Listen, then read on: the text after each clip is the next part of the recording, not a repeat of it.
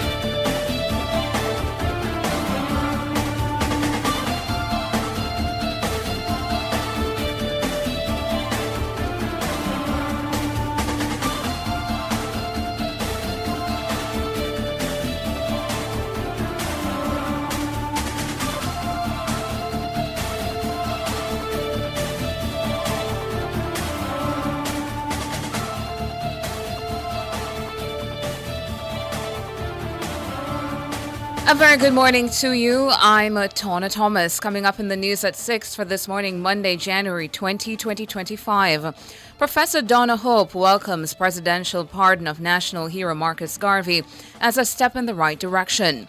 The PNP says Garvey's pardon is a complete exoneration, but the JLP says the PNP is disconnected from Garvey's history. In international news, Donald Trump to be sworn in as the 47th President of the United States later on Monday. In sports, Mount Pleasant Academy extend lead atop the Wray-Nephew Premier League. And in business, TikTok resumes service to its 170 million users in the U.S. The details after the break.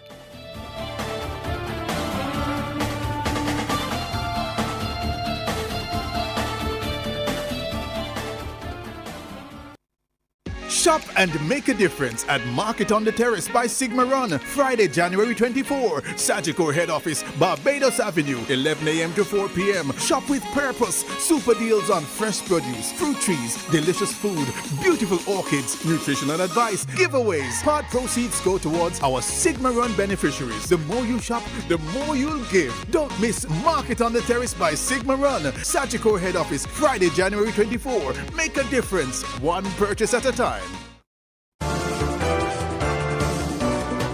Catch the first news of the day. A comprehensive package of local, international, sports, and business news. The news at 6 on Nationwide 90 FM. Now to the details. Professor of Culture, Gender and Society at the University of the West Indies, Uwimona Donna Hope, has welcomed the presidential pardon of national hero Marcus Garvey as a step in the right direction.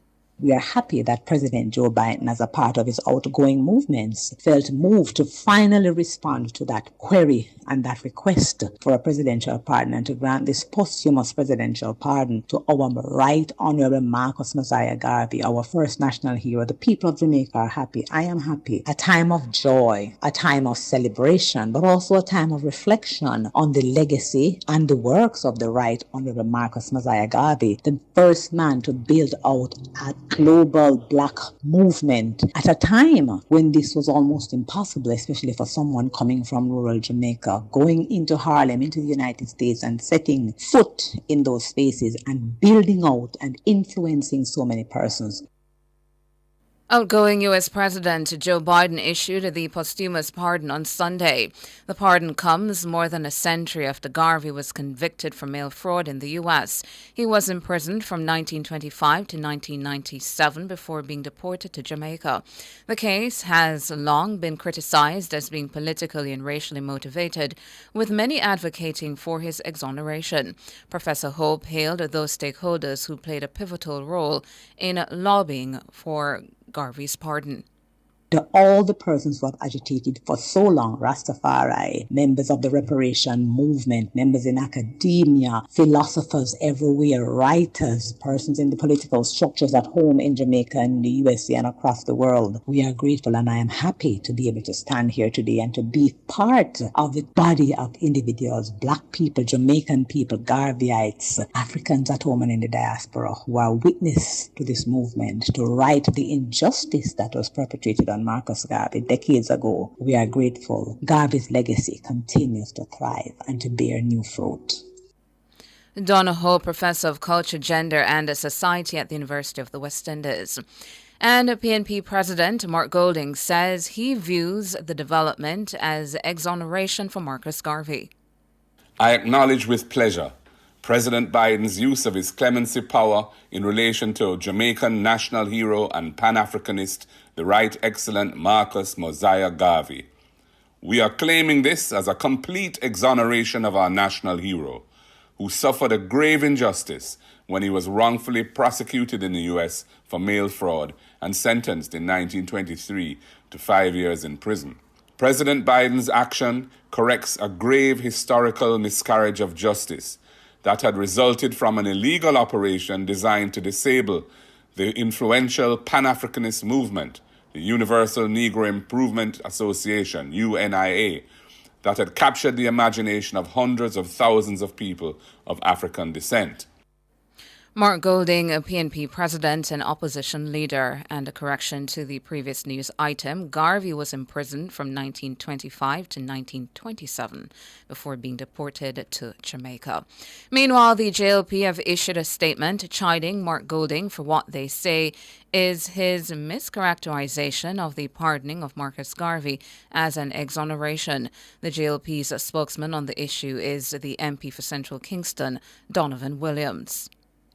It is clear that the PNP president does not understand the fight to clear Marcus Garvey's name. His misleading statement indicates that he does not understand that a pardon is not an exoneration, but references the act of forgiving for commission of an offense. Exoneration includes a full declaration of innocence while acknowledging unjust prosecution. The fact is, a pardon, while welcome, is only part of the process of clearing Mr. Garvey's name. It would also be good if the PNP president also expresses some contrition for former PNP president Norman Manley's unjust prosecution of Marcus Garvey in 1930 and for utterances by Manley where the former PNP president also disrespected Mr. Garvey by questioning Garvey's intelligence and describing him as a national disgrace.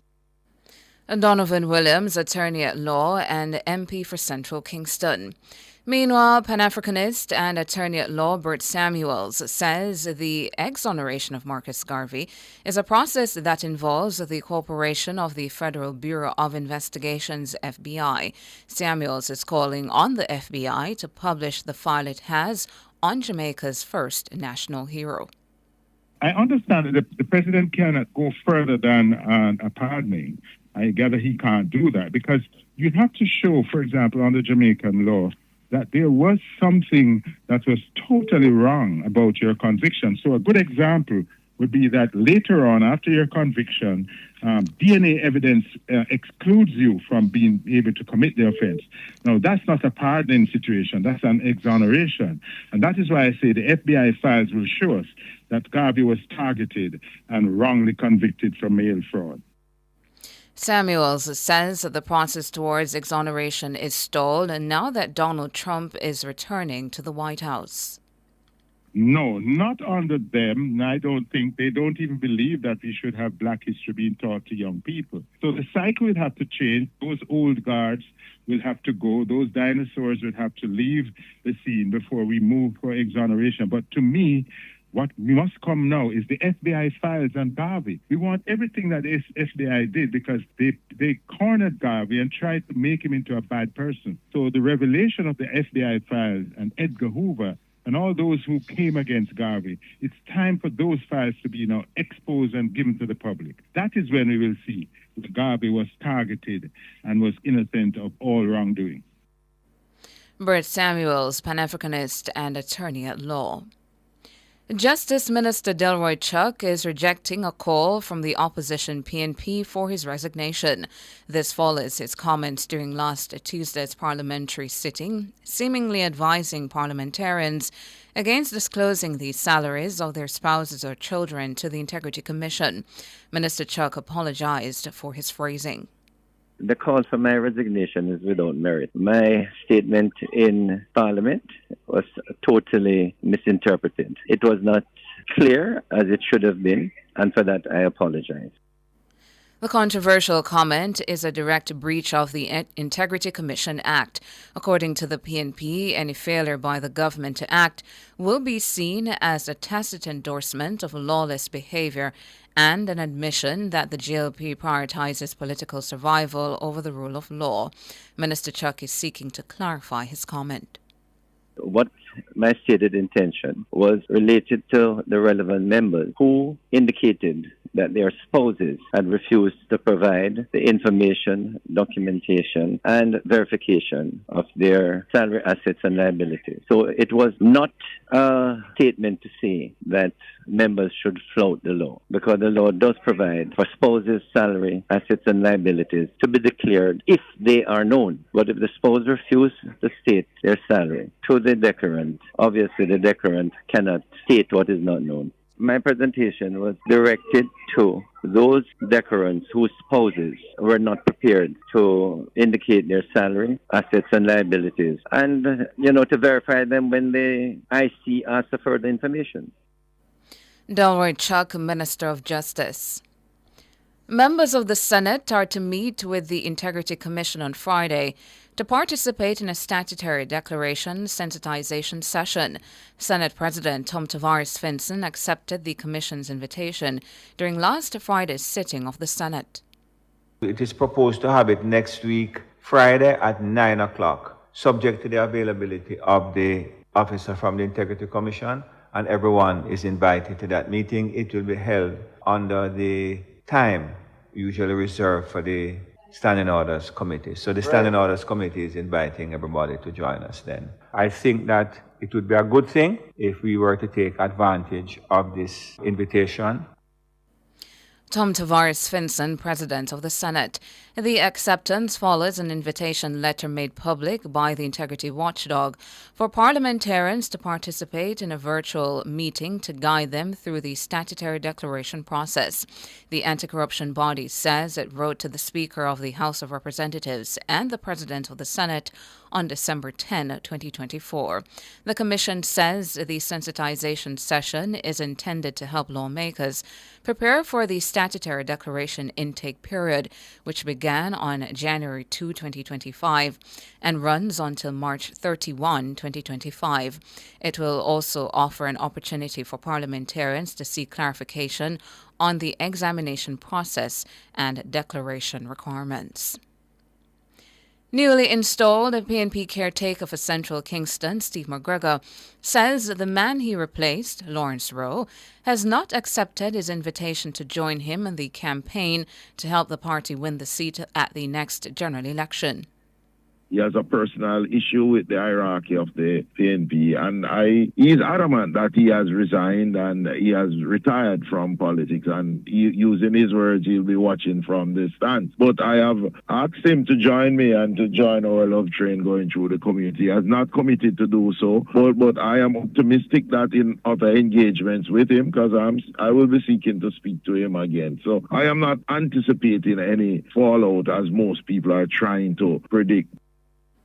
Steve McGregor, PNP caretaker for Central Kingston. Meanwhile, MP for Central Kingston, the JLP's Donovan Williams, says he's undaunted by the entry of Steve McGregor into the race for Central Kingston. Williams says he has a good record to campaign on.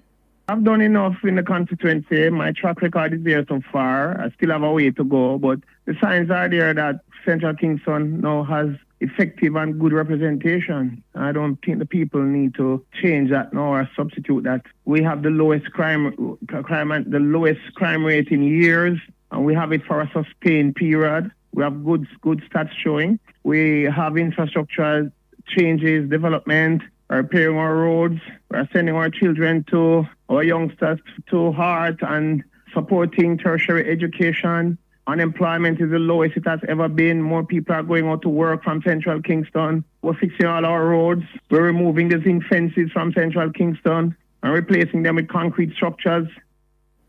Donovan Williams, JLP MP for Central Kingston.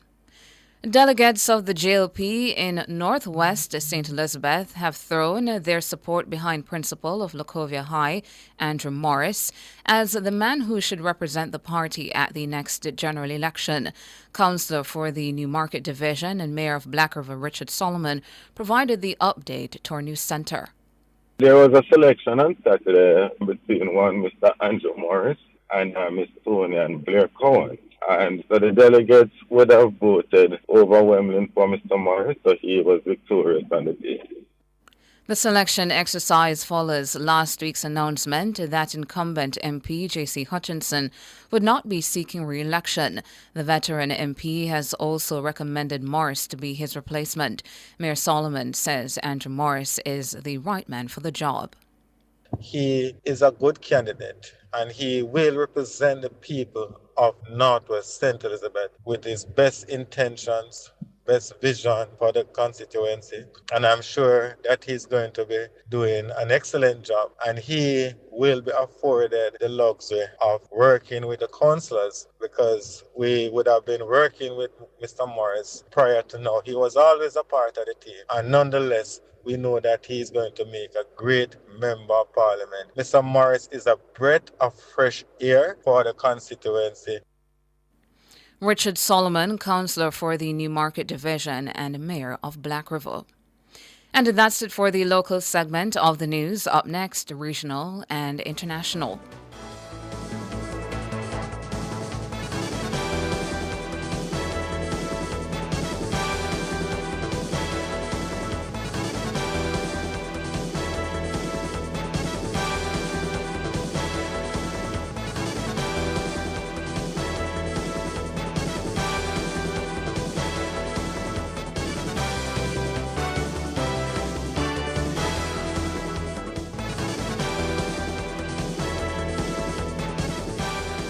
Are you ready to turn your sales and marketing skills into high earnings? Nationwide 90 FM is searching for business development executives to help us grow our business and build lasting client relationships. If you have experience across all stages of the sales cycle and possess strong communication, negotiation, and time management skills with a proven sales track record, this opportunity is perfect for you. Join our team and work with the top corporate brands, media agencies, and of course, our on-air personalities. Enjoy networking opportunities, professional growth, and competitive commissions. Ready to take the next step? Send your resume to hr@nationwidenewsnetwork.com today.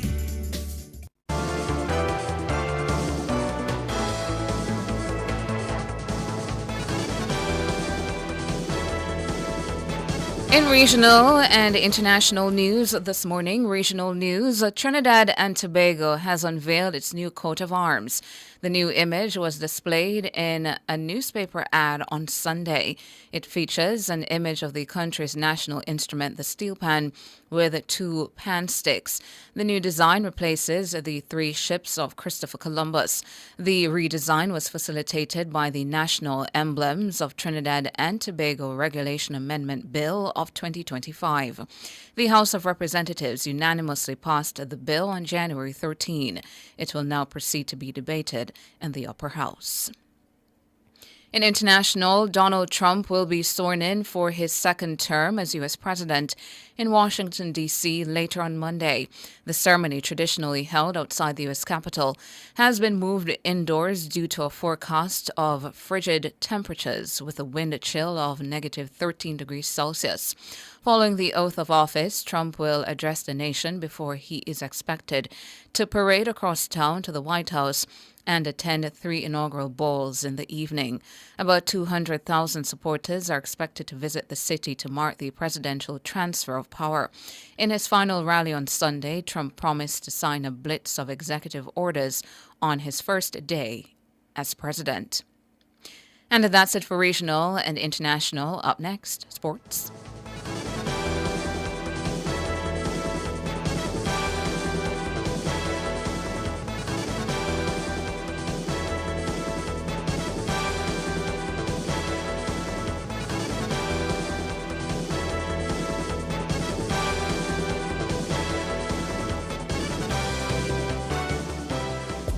You can have it all. Company events, birthday parties, or the wedding of your dreams. It's all possible at Grand Palladium Hotels and Resorts. We have magnificent event rooms and a dedicated team that will make your event the best experience that only Grand Palladium Hotels and Resorts can offer. Contact us at 876-619-0000 or call your favorite travel agency and ask about our promotion designed especially for you. For all your electrical needs, visit ABC Electrical Sales. They stock a wide variety of electrical supplies including plugs, switches, panel boards, and conduits, plus energy-saving fixtures. ABC Electrical Sales stocks brands like GE, Siemens, Philips, Cutler Hammer, and Allen Bradley. They also offer free island-wide delivery just to suit your needs. Visit them at Shop 8, Hagley Park Plaza, Kingston 10, or call 876-754-3714-5 or 876-754-3825-8. ABC Electrical Sales, for a better choice in the electrical business. Are you ready for it? Revo. Coming soon.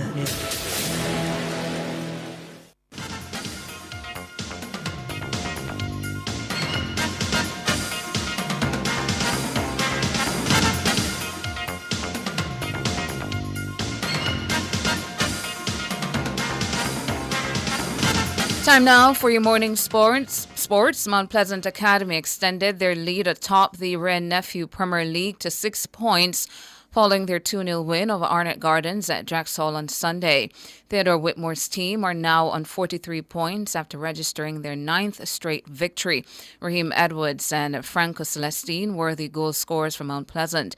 In the other results, Humber Line edged Tenman, Chapelton Maroons 1-0. Portmore United blanked Harborview 4-0. Tivoli Gardens beat Dumbeholden 2-0. And Waterhouse beat Vere United 3-0. Michelle Roberts, Sheldon Fuller, Ronaldo Richards, and Christopher Mason all scored in Police National's 4-2 win over Mountain View in the Casafa Wren Nephew Major League Football competition on Sunday. In other results, Corville Gardens and Ligony drew 0-0. Red Hills United beat Maxfield Park 2-1.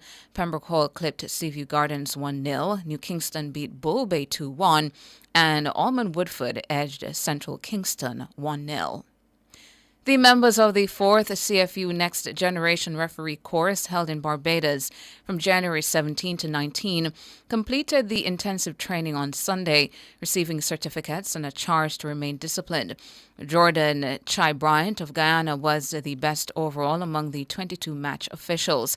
Chai Bryant also tied with Mazaki King of St. Vincent and the Grenadines for the most outstanding in the fitness check. And Nika Herwood of Trinidad and Tobago and the British Virgin Islands, Guillaume Parkins, shared honours for most outstanding in the video test. Finally, in your morning sports, Chelsea will look to end their winless streak when they host Wolverhampton Wanderers at Stamford Bridge on Monday afternoon at 3. After impressing for much of the season, Enzo Maresca's players have now gone 5 games without a win, and there is some pressure building on them as they head into the match. And that's it for your morning sports.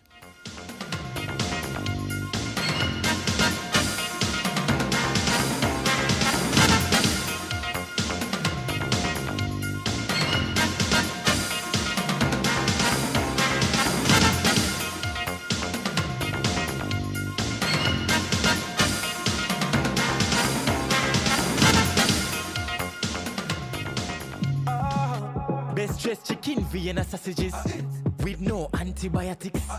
Everything you want in a tin. Nothing you don't want can't find in a it. Take a look at the best value. Where you cook Vienna me a look. Only the best around. Only the best around. Only the best dress, best taste, best value, best place. Best dress, yeah, Vienna. Best dressed chicken Vienna sausages ever. 100% chicken, straight Jamaican I eat.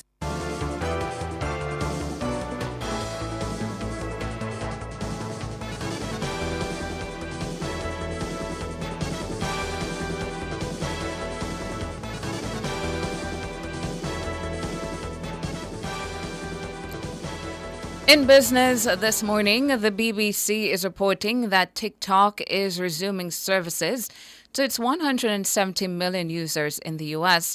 after President-elect Donald Trump said he would issue an executive order to give the app a reprieve when he takes office on Monday. On Saturday evening, the Chinese-owned app stopped working for American users after a law banning it on national security grounds came into effect. Trump, who had previously backed a ban of the platform, promised on Sunday to delay implementation of the law and allow more time for a deal to be made. TikTok then said that it was in the process of restoring service. Soon after, the app started working again, and a pop-up message to its millions of users thanked Trump by name. In a statement, the company thanked Trump for providing the necessary clarity and assurance and said it would work with him on a long-term solution that keeps TikTok in the United States.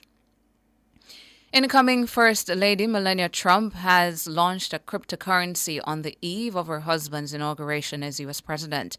The BBC says the announcement comes after President-elect Donald Trump launched the Trump dollar cryptocurrency. Both coins have risen but have seen volatile trade. The website for the official Melania meme says it is a crypto asset created and tracked on the Solana blockchain. Disclaimers on the websites of both the Trump dollar and Melania dollar coins said they were not intended to be or the subject of an investment opportunity or security. According to the Coin Market Cap website, Trump dollar has a total market valuation of about $12 billion, while Melania's dollar stands at around $1.7 billion. Trump had previously called crypto a scam, but during the 2024 election campaign became the first presidential candidate to accept digital assets as donations. Finally, now in foreign exchange trading, the Jamaican dollar will open trading today, selling for an average $157.49 against the benchmark U.S. dollar. The Jamaican dollar will open trading today, selling for an average $110.22 against the Canadian. And finally, the Jamaican will open trading today, selling for an average $193.43 against the British pound. That's it for business this morning.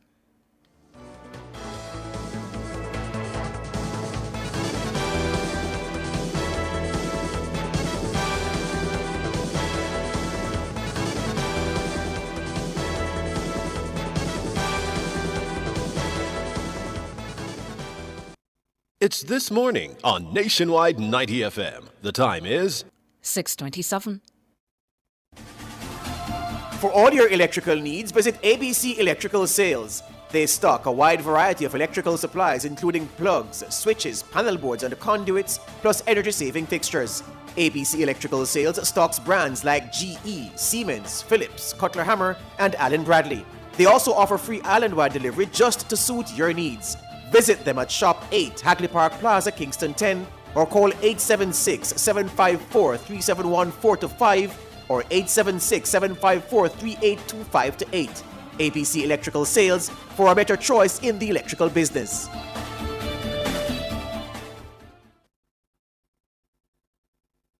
Delicious meals, poolside cocktails, right on the beach. Disconnect from your daily worries and reconnect with the one you love. There's no paradise like home. Enjoy a romantic all-inclusive escape at Couples Tower Island, Couples Sans Souci in Ocherias from $395 USD per night. Take advantage of this offer today by calling Couples Resorts at 876-632-8200 or by visiting couples.com. Conditions apply. The Ministry of Health and Wellness, in collaboration with the Ministry of Education, Skills, Youth and Information, will host the Health and Wellness Career Expo and Employment Fair, January 22 and 23 at 9 a.m. to 8 p.m.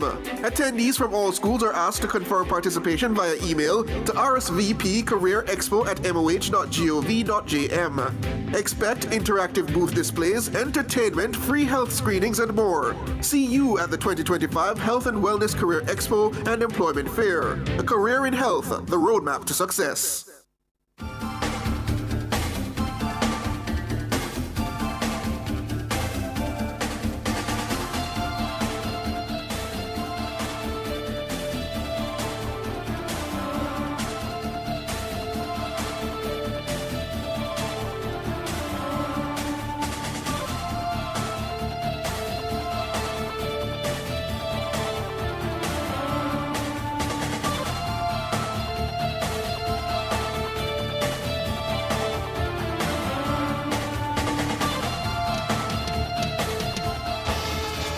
Talking about Marcus Garvey, Marcus Messiah Garvey.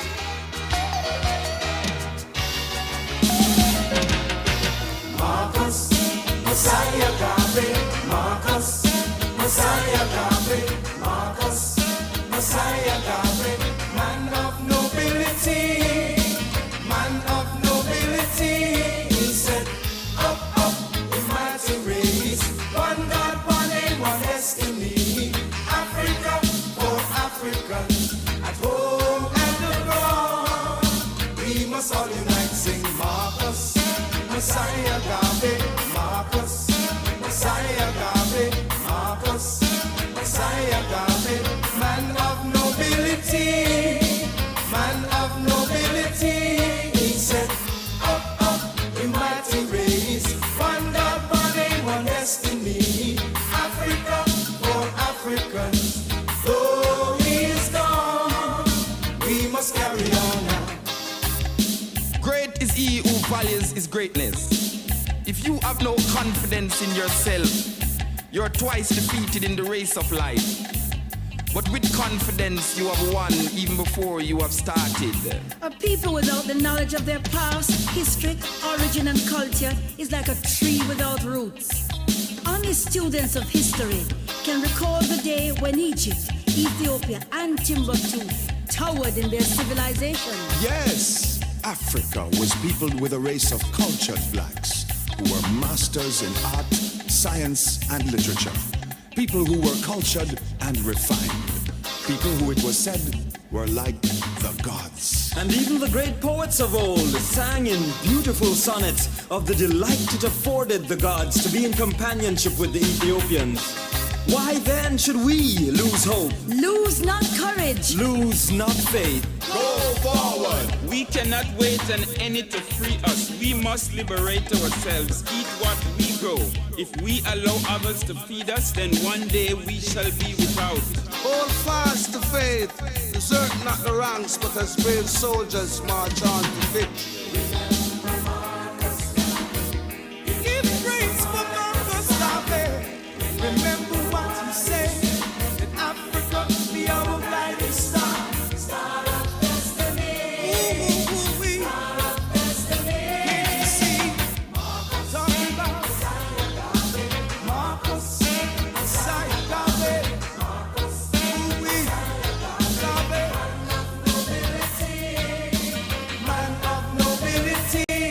very good morning to you. Good morning to you. You are tuned in to Nationwide this morning. NTM, the big show.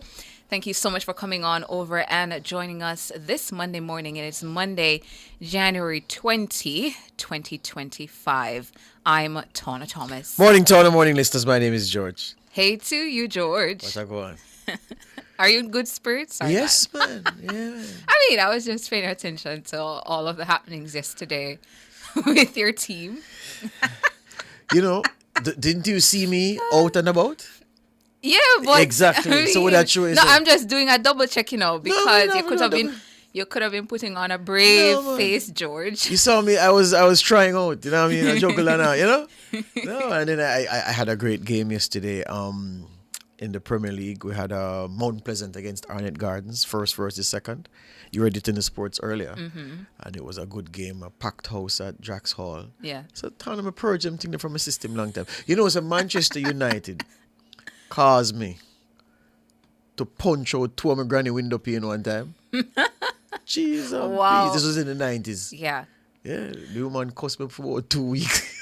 But I've seen folks do mash up so the much. TV, Mash up your TV. But I've seen folks do so much when it comes on to World Cup. So many TVs have been damaged, lost during football games, especially during the World Cup. Yeah, man.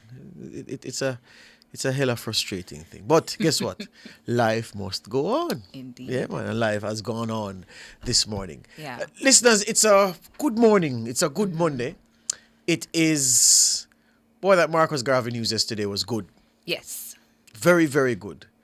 I can imagine many places people are saying, well, this just shows you that it doesn't matter for how long an injustice has been done. The process of righting the wrongs, there's always hope for that process. And a significant step taken over the weekend with the announcement by Biden to clearing Garvey of what historians and everybody else who has taken an interest in what he was convicted of. Everybody agrees there were, pun intended, trumped up charges. Yeah? There were trumped up charges. And it's not a good look to have our national hero with that hanging over his head. And even if he was not a national hero, but just a man, just for the work he did, yeah, you invent things and you put it on his record. And what happened the weekend significantly going a far, far way to clearing Marcus once and for all. I see let me call it the exoneration wars, the pardon wars, whichever you want to call it, ignited by the statement from Biden. But that's the season we are in. And listeners, I had a whole thing planned out for this morning. The Garvey thing has overtaken a lot of what I planned to say. So it leads me in a different direction this morning. Elections are nigh. It's perhaps even premature to say that because we have no date yet. If a date was set, you could say, well, it is nigh. But it is coming. We're sure of that. And many people are speculating, is it April? Is it May? Is it after budget? Is it going to be at a time when students are doing CSEC? And of course, schools are going to be used as polling stations. School can't keep that day there. So it is not likely to be that time. Is it going to be June, right after school is out? Is it going to be July? People say, but there was an early hurricane last year, July 3, so it may not be July because them don't want to run the risk of an early hurricane coming again. And remember when Portia called it in 2007 and the hurricane came and it had to be delayed and what it did to her chances. Whole heap of considerations going into trying to predict what Andrew Holness will do. It's almost like reading the proverbial Chinaman, when man go play. And you have all of the records looking at and what you feel like and what him did do yesterday and the look on his face when he drove up to play the number yesterday and you call to him and he never answer, so that suggests he's never in a good mood, and usually his bad mood lasts 2 or more days, and yesterday was day 1 of the bad mood. So if I'm in a bad mood, I'm going to do this, but if I'm in a good mood, all of those things are going into the election. We here at Nationwide are in the position where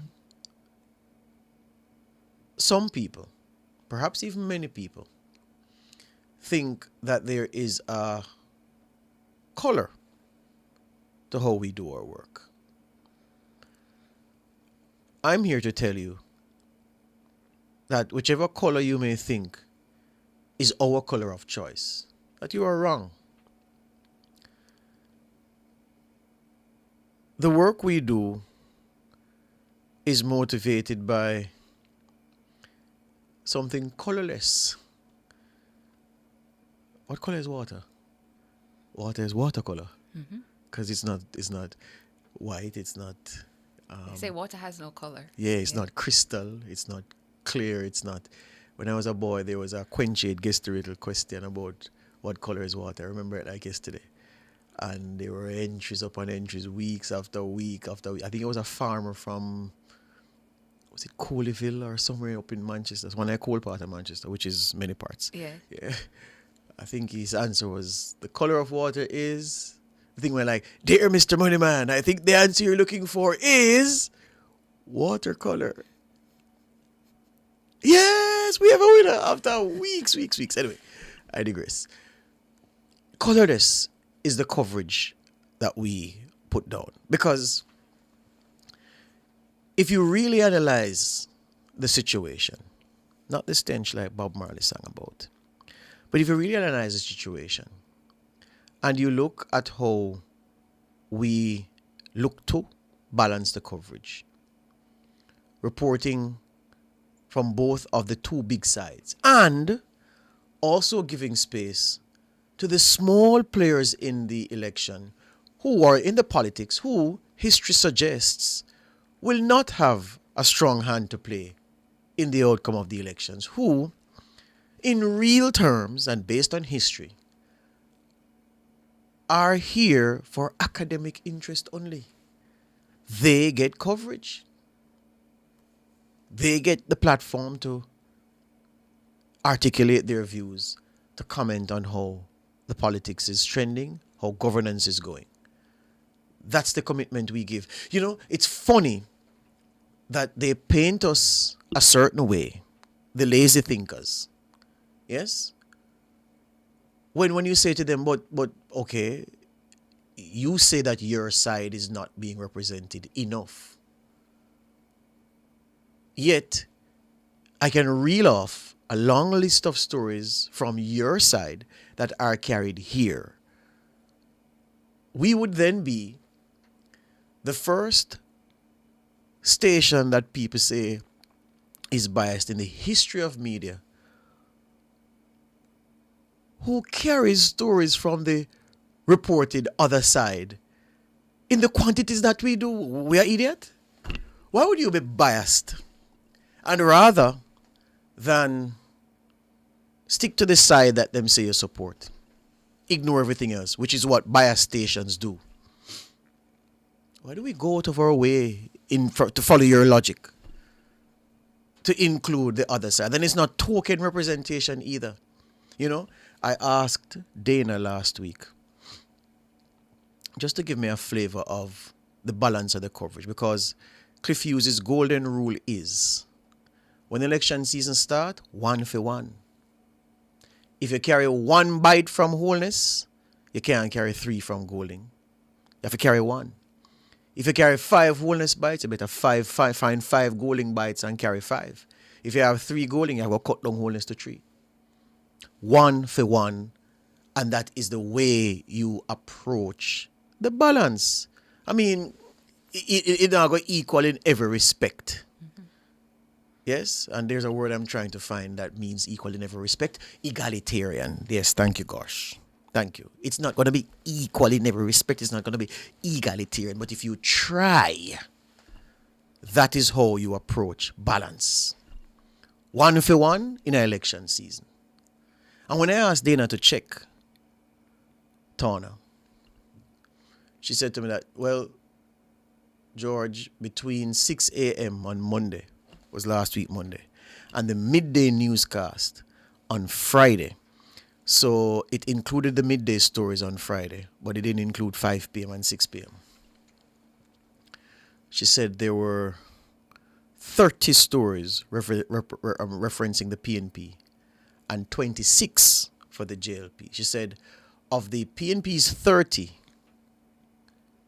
18 had to do with Lawrence Rowe, and the other 12 had to do with other things that spokespersons were saying or that the party was calling for.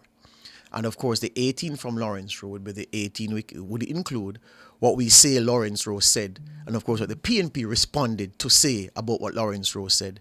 And also that 18 would include the PNP's meeting on Wednesday in Central Kingston, where they mentioned Lawrence Rowe without mentioning Lawrence Rowe, but we had Lawrence Rowe in the story, so it counted as a Lawrence Rowe referenced story. So it wasn't 18 negative Lawrence Rowe stories in the 30.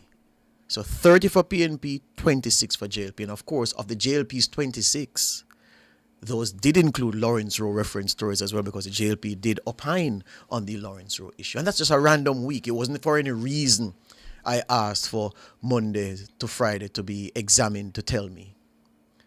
But when you look at the content of what we have, you can go through and you see no bias. Because you can't tell me that the Comoran leader spoke to a mass gathering in, I don't know why I like to use this place, I've never been there now, in Katadupa, St. James. Morning to everybody in Katadupa. Yeah? And not one bite from Nationwide when the man who's leading the party that says it's the government in waiting, you don't think the country deserves to hear what he has to say about national issues? That accusation can't be laid at our feet, because we do. And we go through extraordinary lengths to get the audio, because quite often it's not sent to us. And this is something that people need to understand. Your officials are in the field, and you are working, and you are agitating, and you are commenting, and you are trying to seed the ground for your success. You send your material to media houses, because we may never know where you go. Suppose you are drive through St. Mary and you feel like we stop at Islington, and you stop and you gather a crowd and you say some things. We don't have a reporter traveling with your bandwagon. So we depend on you to send to say, well, consider this for coverage, in the same way you send press releases. So the point I'm making is, on a random week, we represent from both big sides what it is that they're saying. And the danger is, those who drink the bias Kool-Aid, they don't listen for themselves, you know. Other people listen for them and say, hey, they know here, say them say so and so and so. And they will never tell you when something complimentary is said or done, when the news represents you in a prominent manner. They'll always report to you when they feel that some slight has been committed, or in circumstances where you've been underserved in their minds. So you never know for yourself. So I'm saying, as we go further with this election campaign season, and it will only intensify from here, those of you who have sense and can discern right from wrong and can see where it is that a media house is working to represent the views of all, ask yourself if you're listening to biased people at work. And then some of you who claim that you're sensible, poor you don't even know commentary from news. So you'll hear one of the personalities on Nationwide on a program like this. So you'll hear Ton or myself, or you'll hear Brooks, or you'll hear Tyrone Reed or Chevron or Cliff himself say something. And because you know, in a sense, you say the news. You know, the news says so, the opinion maker says so. There's a difference between news and opinion making. Nationwide at 5 is a newscast. The World at Noon is a newscast. 6 a.m. and 7 a.m. are newscasts. 6:30, what's on my mind, opinion. Between 10 and 10:30, Cliff, opinion. Tyrone, the same thing. Brooks them dropping them opinion outside of the interviews when you are interviewing people.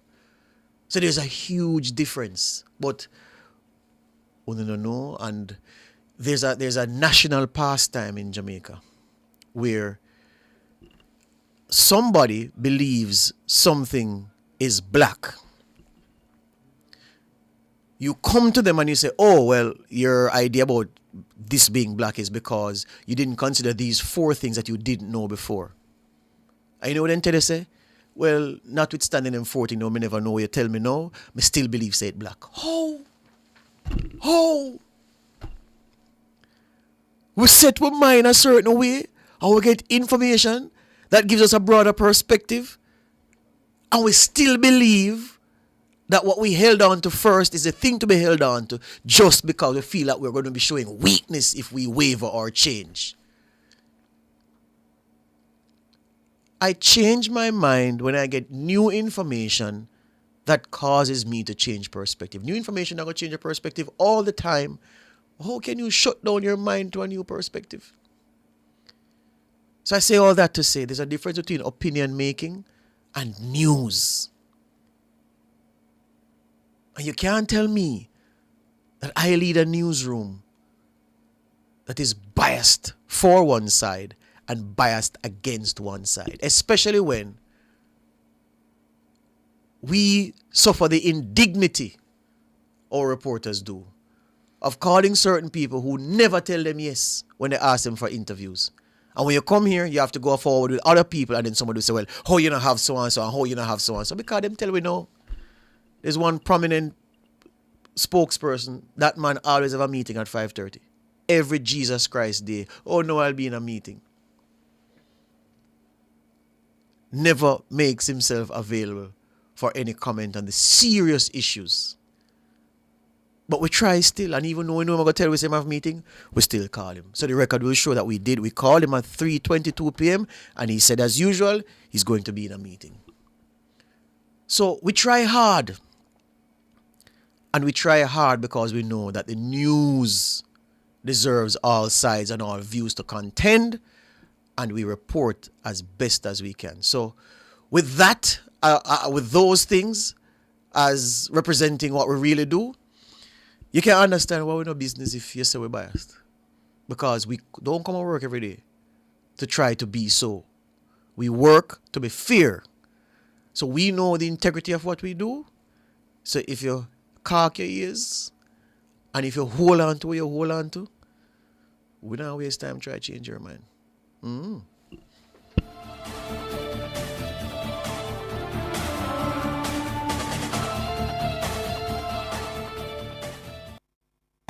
The Ministry of Justice offers free counseling to victims of crime. Call 876-946-0663. The time by the Ministry of Justice is 6:51. For all your electrical needs, visit ABC Electrical Sales. They stock a wide variety of electrical supplies including plugs, switches, panel boards and conduits, plus energy-saving fixtures.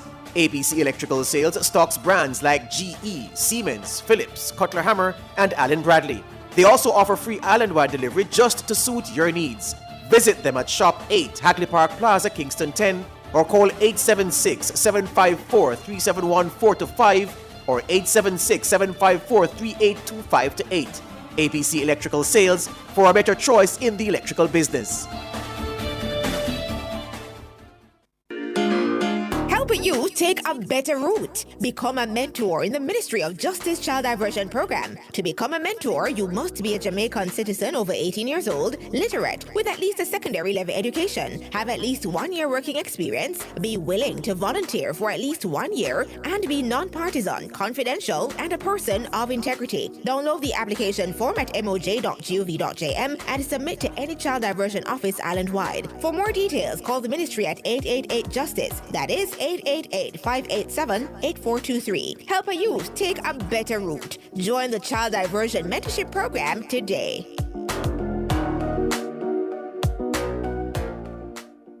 Street Smart and the JUTC Morning Commute is brought to you by JUTC, your route to excellence.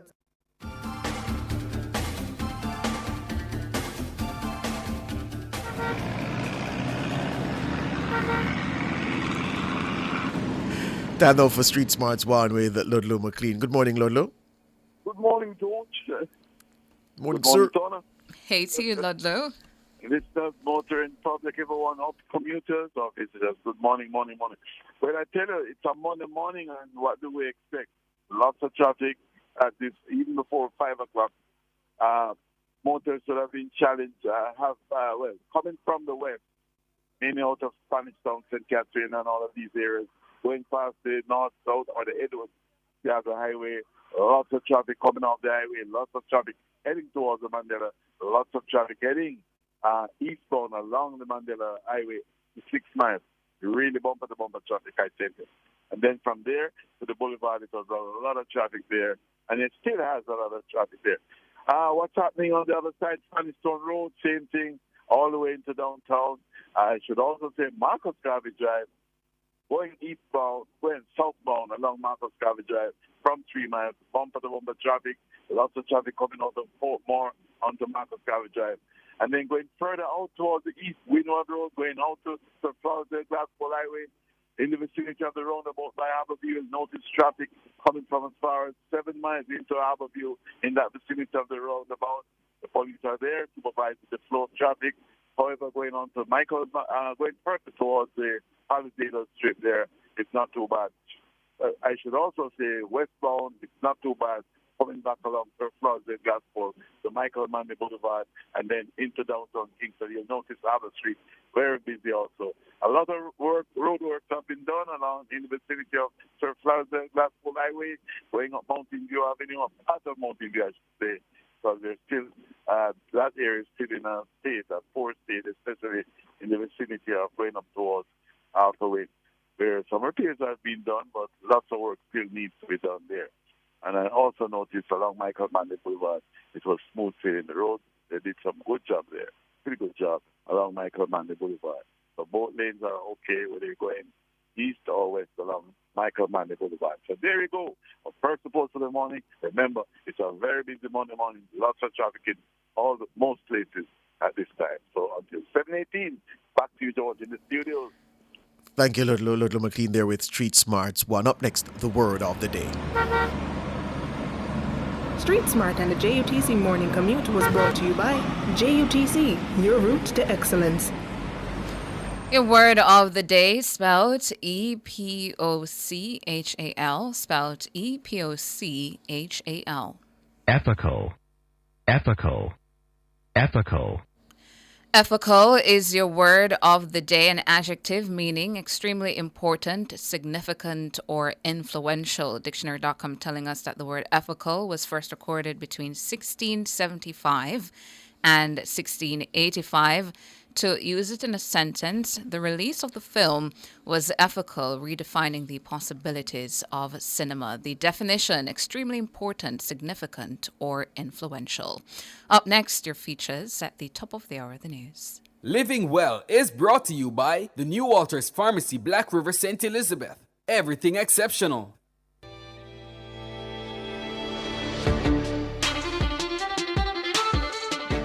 Today on Living Well, an early warning about opioids. What is an opioid? Opioids are a class of drugs that include the illegal drug heroin, synthetic opioids such as fentanyl, and pain relievers available legally by prescription, such as oxycodone, OxyContin, hydrocodone, Vicodin, codeine, morphine, and many others. These drugs are chemically related and interact with opioid receptors on nerve cells in the body and brain.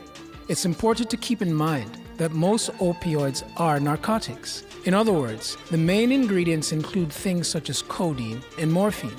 If you're not aware, the overdose and overdosing of opioids is at an epidemic level in the United States. Let's look at the numbers. In Akron, Ohio, for example, drug overdose deaths in 2016 most likely exceeded 59,000, the largest annual jump ever recorded in the United States, according to preliminary data compiled by the New York Times. In Massachusetts, at least 5 men and women are dying from an opioid overdose every day.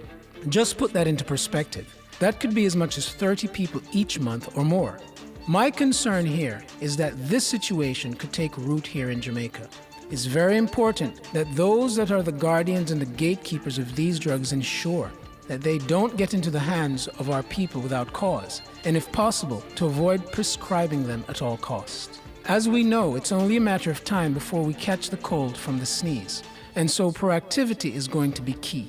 We have some of the best doctors and pharmacists here in Jamaica, so I'm asking all of you to be diligent and keep your ears to the ground for early warning signs.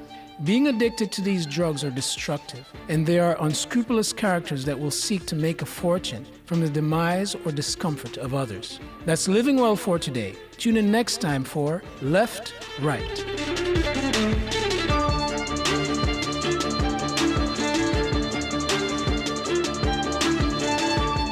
Living Well was brought to you by the New Walters Pharmacy, Black River, St. Elizabeth. Everything exceptional. Fearless and fair. Nationwide 90 FM.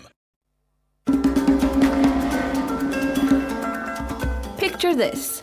You're waiting in line to buy tickets and you want to do something to pass the time. So what do? Some would choose to go on their phone while others would try to strike up a conversation. But what is proper etiquette while you're waiting in a long line? I'm Tana, and the Lifestyle Pages starts now. Here are some basic rules for chatting with people while waiting in a line. Don't give out personal information if you've never seen him or her before.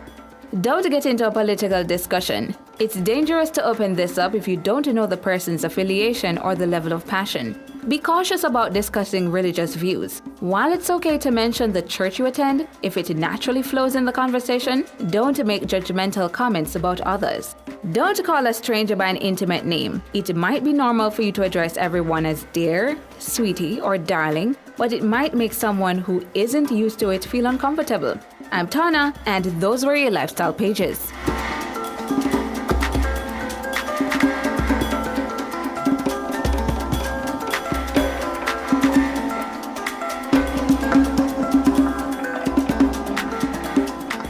Nationwide 90 FM, continuing the tradition of fair, fearless, and factual reporting. You're listening to Nationwide 90 FM. The time is 7 o'clock. If you need to build it, plumb it, weld it, pave it, or power it, National Supply has it. Get the best brands for the job at Jamaica's Industrial Hardware Superstore, Kingston Normal Bay. The temperature by National Supply is 25 degrees Celsius in Kingston, 24 degrees Celsius in Montego Bay, 20 degrees Celsius in Mandeville. the most credible news in the morning. The news at 7 on Nationwide 90 FM. Coming up in the news at 7 this morning, Monday, January 20, 2025, Professor Donna Hope says presidential pardon of national hero Marcus Garvey is a step in the right direction. And the PNP described Garvey's pardon as a complete exoneration. But the JLP says the opposition party is disconnected from Garvey's history. In international news, Donald Trump to be sworn in as the 47th President of the United States later on Monday.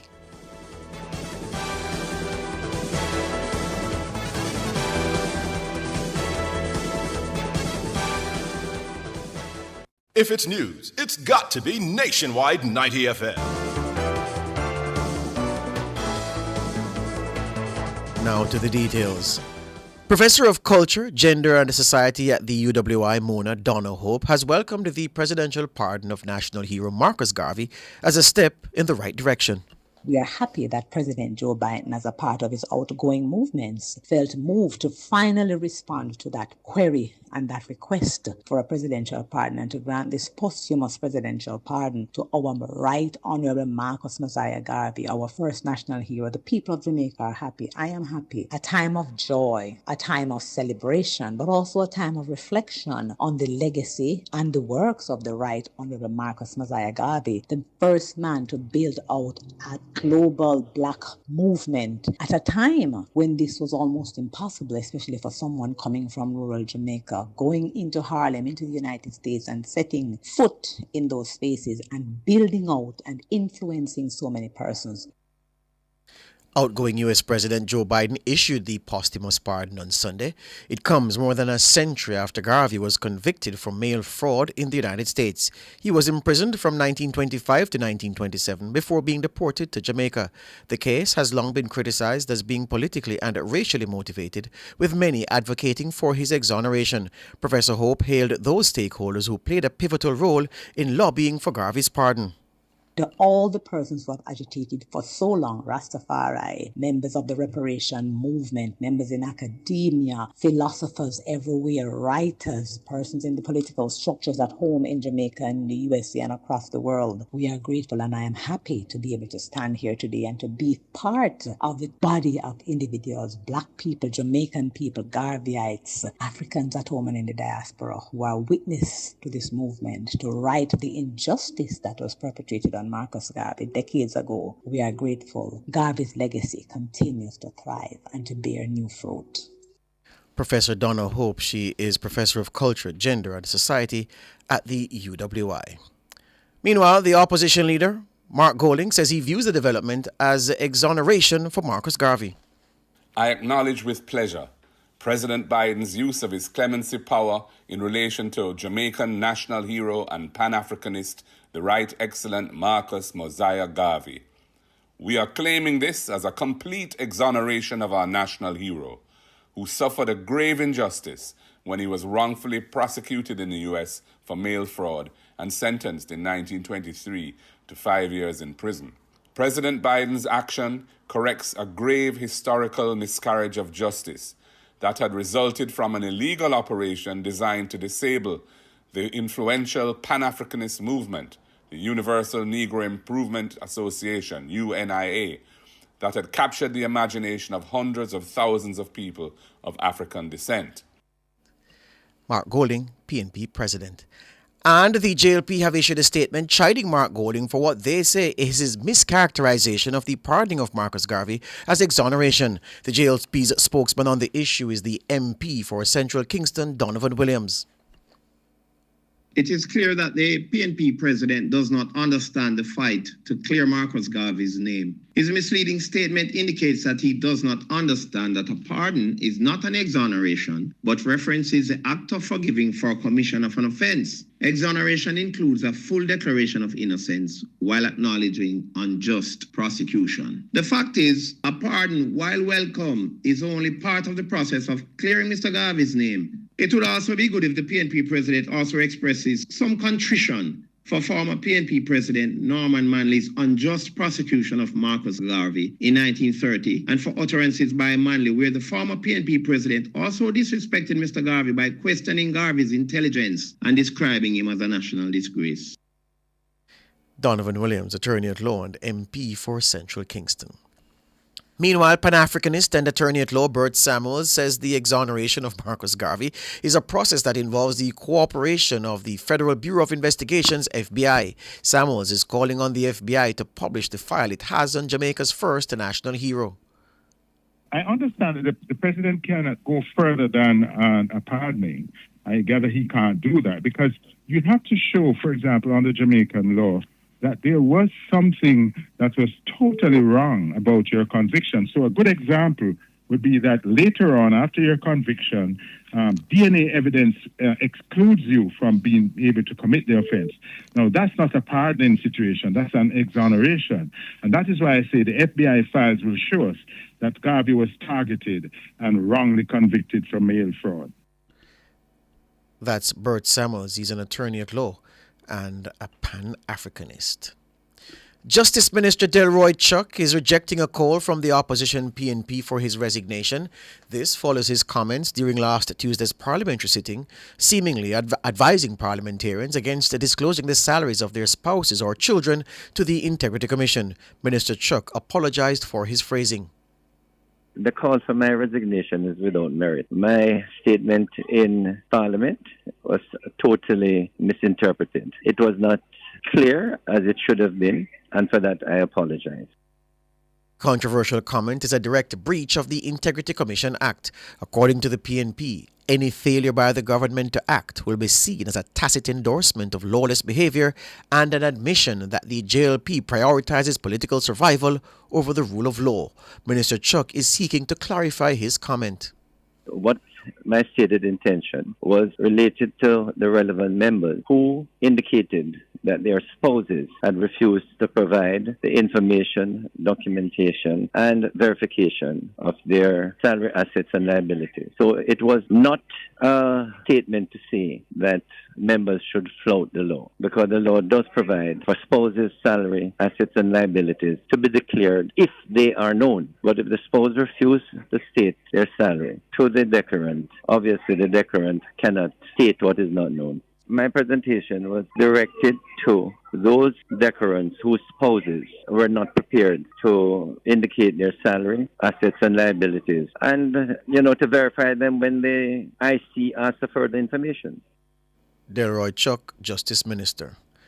Members of the Senate are to meet with the Integrity Commission on Friday to participate in a statutory declaration sensitization session. Senate President Tom Tavares Finson accepted the Commission's invitation during last Friday's sitting of the Upper House.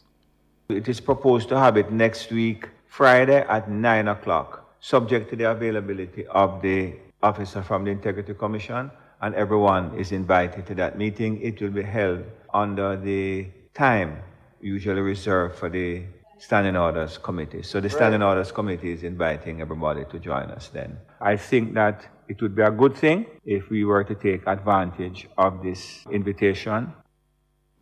Tom Tavares Finson, President of the Senate.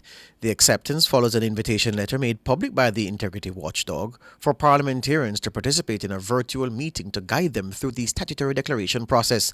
The anti-corruption body says it wrote to the Speaker of the House and the President of the Senate on December 10, 2024. The Commission says the sensitization session is intended to help lawmakers prepare for the statutory declaration intake period, which began on January 2, 2025 and runs through until March 31, 2025. It will also offer an opportunity for parliamentarians to seek clarification on the examination process and declaration requirements. Newly installed PNP caretaker for Central Kingston, Steve McGregor, says the man he replaced, Lawrence Rowe, has not accepted his invitation to join him in the campaign to help the party win the seat at the next general election.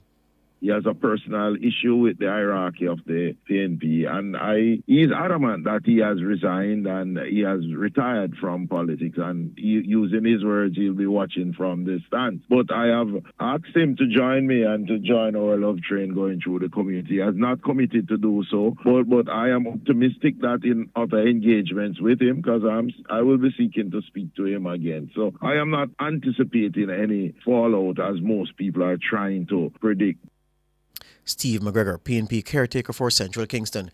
Meanwhile, the MP for Central Kingston, the JLP's Donovan Williams, says he's undaunted by the entry of Steve McGregor into the race for Central Kingston. Williams says he has a good record to campaign on.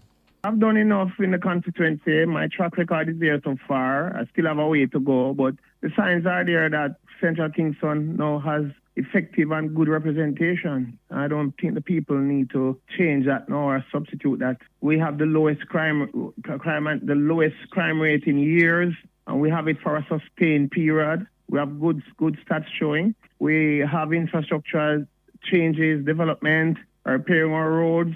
We are sending our children to our youngsters to heart and supporting tertiary education. Unemployment is the lowest it has ever been. More people are going out to work from Central Kingston. We're fixing all our roads. We're removing the zinc fences from Central Kingston and replacing them with concrete structures. Donovan Williams, the JLP MP for Central Kingston. And a man was shot and injured on Stephen Street in Allman Town in Central Kingston on Sunday night. The man was reportedly standing at his gate when the incident occurred. Residents reported hearing a barrage of gunfire sometime after 10. Commanding officer for the Kingston Central Division, Superintendent Beresford Williams, spoke with our news centre moments ago. An internal conflict that has been going on since 2023, so not politically motivated at all. Some groupings who has been in conflict from 2023, and based on all our intel, is a continuation of that conflict. Superintendent Beresford Williams, head of the Kingston Central Police. Assistant Commissioner of Police and Commander for the Area 1 Division, Glenford Miller, is warning criminals they will not succeed in any potential standoff with lawmen. And we are making it clear to the criminals, if you engage my police officers, we will not stand down. We will not back off. So the best thing the criminals can do, surrender. In James, Hanover, and Westmoreland, ACP Miller's warning comes amid a reduction in murders for 2024. Jamaica registered 1,139 homicides last year, 265 fewer than 2023. Up to January 18 this year, 43 murders were recorded, one less than the same period in 2024. ACP Miller is urging Jamaicans to work with the police to dismantle safe havens for criminals. Jamaica, at some point, if we don't fix the crime situation and get it proper, this will become a little deserted island. We must fix it. And we must fix it parish by parish. The criminals must have nowhere to run, no safe haven. And you know the sad part of all of this? Every single one of our criminal belong to one of us. One of us is their father, mother, sister, brother, but some family member, husband and wife. But because some of us support the slackness, it continues. And some of us will lose our way because of the free and easy money. We gravitate towards that. Gentle people, please let us say no to crime. Glenford Miller, Assistant Commissioner of Police and Commander for Area 1. He was speaking on Sunday at the Bounty Hall New Testament Church of God in Trildoni. Delegates of the JLP in Northwest St. Elizabeth have thrown their support behind Principal of Lacovia High, Andrew Morris, as the man who should represent the party at the next general election. Councillor for the Newmarket Division and Mayor of Black River, Richard Solomon, provided the update to our news centre on the weekend. There was a selection on Saturday between one Mr. Andrew Morris and Mr. Tony and Blair Cowan. And so the delegates would have voted overwhelmingly for Mr. Morris, so he was victorious on the day. The selection exercise follows last week's announcement that incumbent MP J.C. Hutchinson will not be seeking re-election. The veteran MP had also recommended Morris to be his replacement. Mayor Solomon says Andrew Morris is the right man for the job.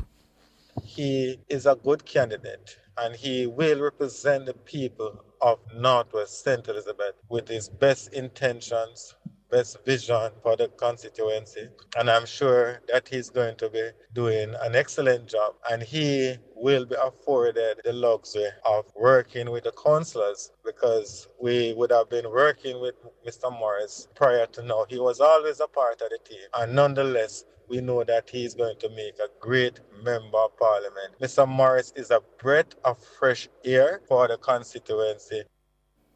Richard Solomon, councillor for the Newmarket Division and the mayor of Black River.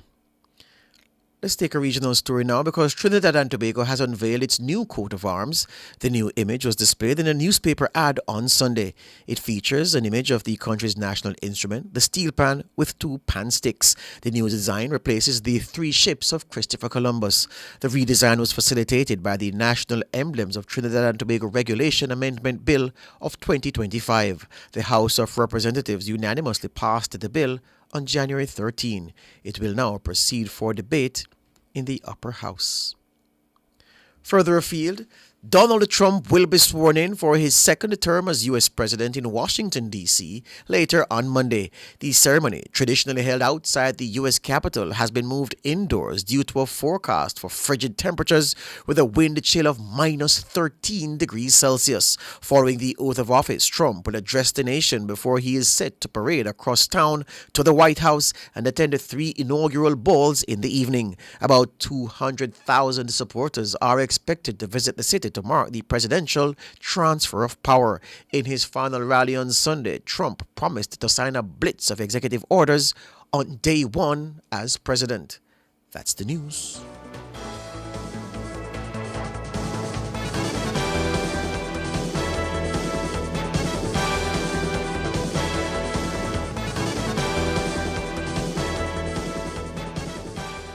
You're listening to Nationwide 90 FM. The time is 7:16. Fix up with Fleetwood products for your home improvement, personal care, and aromatherapy needs. They have your well-being in mind. Available at retailers island-wide. The temperature by Fleetwood Jamaica is 25 degrees Celsius in Kingston, 25 degrees Celsius in Montego Bay, 20 degrees Celsius in Mandeville. When last you get good bun? You don't know good bun until you have a mother's bakery bun. From you pull open the wrapper and it's soft so till. A sub bun for nice. And from when you take the first bite, love it so till. A sub bun for nice. Beg your piece. Get your own mother's bakery bun. I will buy one off you. Yes, but I will charge a convenience fee. I will take one. Me too. Mother's Bakery Buns. A so bun for nice. Try them today.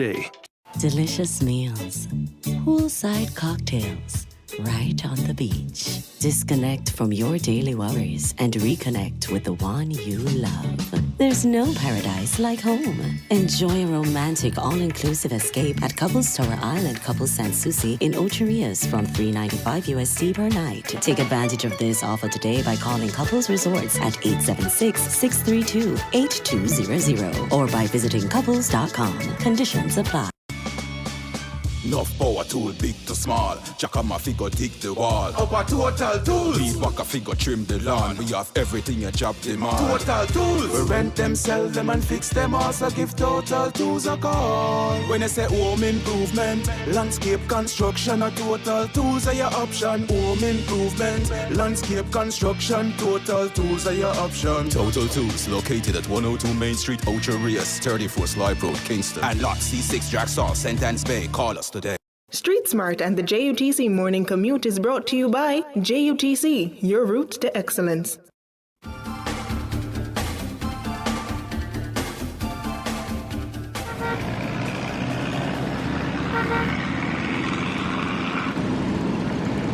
Time now for Street Smart Store with the gentleman Ludlow McLean from... Ludlow, which parish are you from? I'm a Kingstonian. I was born at St. What do you call it now? The Jubilee Hospital. You move like a countryman still, that's what I ask you. Which is good, Ludlow, which is good. Yeah. But I'm a Jamaican. You have good values, well brought up. Yeah, I know most, all the parishes, I should say. Not only just the main, but I know a lot of places. Yes, man. All 14 parishes. Very well, sir. All right, sir. Yes, man. Good morning to our listeners. And it's now bright and sunny, but you're not going to enjoy the traffic. The flow is really slowing up. I did mention the Boulevard. I did mention Spanish Town Road. I did mention along Marcus Garvey Drive. It's still bumper to bumper. They're coming over that bridge to get onto Hagley Park Road. It's bumper to bumper going all the way up Hagley Park Road, going across to Eastwood Park Road from Maxfield Avenue, bumper to bumper traffic, going into Half a Tree, making that right turn on the northbound leg there towards South Oden, and it's bumper to bumper traffic. And Half a Tree Square is really busy with traffic. All the lanes are busy along Constantine Road. So if you're coming from that bumper-to-bumper situation along Boulevard to Dunrobin, you're going to meet up on traffic. West Kings House Road is the same thing because traffic from Upper Waterloo is transferred onto West Kings House Road, and Waterloo in its entirety has traffic all the way southbound going across the Trafalgar. When you make that right turn, you will encounter traffic. As I would say, most of the areas are busy at this time. The intersections are busy. Reddy's Road, Short Road, going around the Barbican Road, coming off the Katy Drive, coming off Bird-Sucker Lane. All these areas are bumper to bumper, having experiencing bumper to bumper traffic. Some work is being done along East Kings House Road, so be careful. What I would like to see, though, is some more scheduling of heavy-duty vehicles moving on the road and the repairs. Luckily, George, Half a Tree Square, they did some repair work there yesterday during the day. The traffic was not too... It was bothered, but, it's a weekend. Right in the square of Half a Tree by the club, they really did some good work in that vicinity. And because it could not have been done during the course of the week, whether in the morning or in the afternoon or midday. So, well done. Well done to the weather authorities. Well done. So it's our second report. And believe me, subsequent or after this report, there'll be plenty of traffic. Ludlow, I've asked you about the potholes repeatedly. So we hear that the road patching in the corporate area at least is going along at a steady clip. What's your experience? I did say that, George, this morning. I said because I mentioned from Harborview all along to Michael Man, the Sir Forza Gloucester, the repairs, we see the work done. Going on to along Michael Mann Boulevard, some parts of Mountain View. I hear Radio's Road. Radio's Road is getting a nice little layout. Right. Yeah. Right, and Mullines Road, but from as far as up to Queensberry and all of that area, they did some work there. And it's going good so far. I am just hoping that the methodology is correct. Mm-hmm. I'm not an engineer, I would say, but I'm just hoping that they use the right materials and all of that, so when the rain comes again. Boulevard is being worked on because some places were patched, and then I see there are some squares there. Yeah. That means that they're going to redo that some areas there. And Saturday night I saw that the little piece right at Barbican Halifax, the Barbican Road Halifax, where you have to slow down to a crawl to navigate some deep holes, that has been fixed. It's East Kings House Road. Yes, East Kings House, beg your pardon. Halifax. Yes, right aside, yeah man. Right. All right. They're doing some more there. But Ellis Road, oh my gosh, Upper Ellis Road still needs. I think that they're going to do something special for Upper Ellis Road, guys, really in a deplorable state. Let's hope. All right, thank you, Lord Low. All right, okay. All right, front page up next.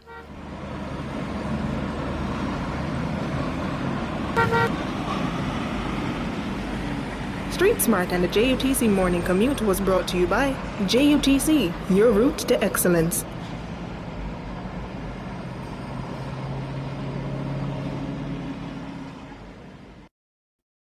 Front page is brought to you today by ABC Electrical Sales, for a better choice in the electrical business. For all your electrical needs, visit ABC Electrical Sales. They stock a wide variety of electrical supplies, including plugs, switches, panel boards, and conduits, plus energy-saving fixtures. ABC Electrical Sales stocks brands like GE, Siemens, Philips, Cutler Hammer, and Allen Bradley. They also offer free island-wide delivery just to suit your needs. Visit them at Shop 8, Hagley Park Plaza, Kingston 10, or call 876-754-3714-5 or 876-754-3825-8. ABC Electrical Sales, for a better choice in the electrical business.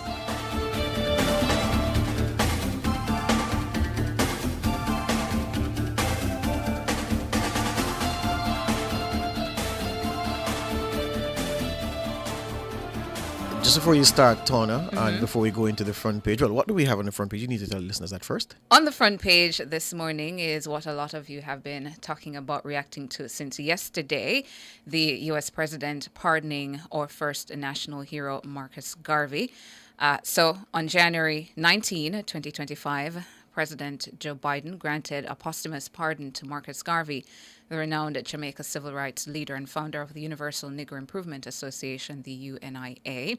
Garvey was convicted of mail fraud in 1923, a charge widely believed to have been politically motivated. The pardon has been met with widespread acclaim. Prime Minister Andrew Holness described it as a proud and historic day for the nation, expressing gratitude to President Biden and acknowledging the efforts of the Jamaican diaspora and global advocates. He emphasized that this clemency is a significant step toward rectifying historical injustices against Garvey.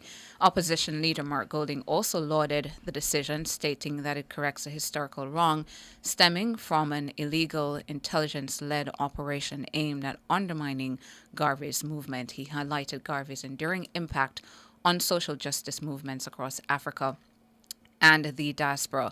And former Prime Minister P.J. Patterson commended President Biden for the pardon, noting that it represents a long overdue step forward to justice and reconciliation. He underscored the importance of Garvey's vision of human dignity, economic empowerment, and cultural pride, which continues to inspire generations. For reaction, we're being joined by the Minister of Culture, Olivia Grange. You're also being joined by the president of the Universal Negro Improvement Association, the UNIA Jamaica chapter, Stephen Golding. Good morning to you. Good morning. Morning. How are you this morning? Doing well. How are you? I'm good. Stephen, also on the line? No, don't have Stephen as yet. Minister, the good news coming out of the U.S. yesterday. What's your reaction? Well, I'm very happy, and I welcome the news. For President Biden to have pardoned Marcus Garvey posthumously, it's something that we must welcome. As I said in my statement, he has done the right and honorable thing. However, although we can celebrate about this pardon, it is still not what we want. We want expungement of the criminal record of Garvey in the United States of America. we want his name to be cleared completely. But it's a journey that continues. Garvey, our national hero, and we recognize the role that Garvey played in Pan-Africanism and fighting for the rights of black people. And so we, as you know, Mr. Seaga was foremost in the effort to make him national hero and for his remains to be returned to Jamaica. And we now celebrate the anniversary of his birth when we recognize him in August 17, at his shrine where we have the floral tribute. So we continue to fight for the clearing of his record. And the fact that President Biden has pardoned him, we see that as another step, a milestone in our efforts to clear his name.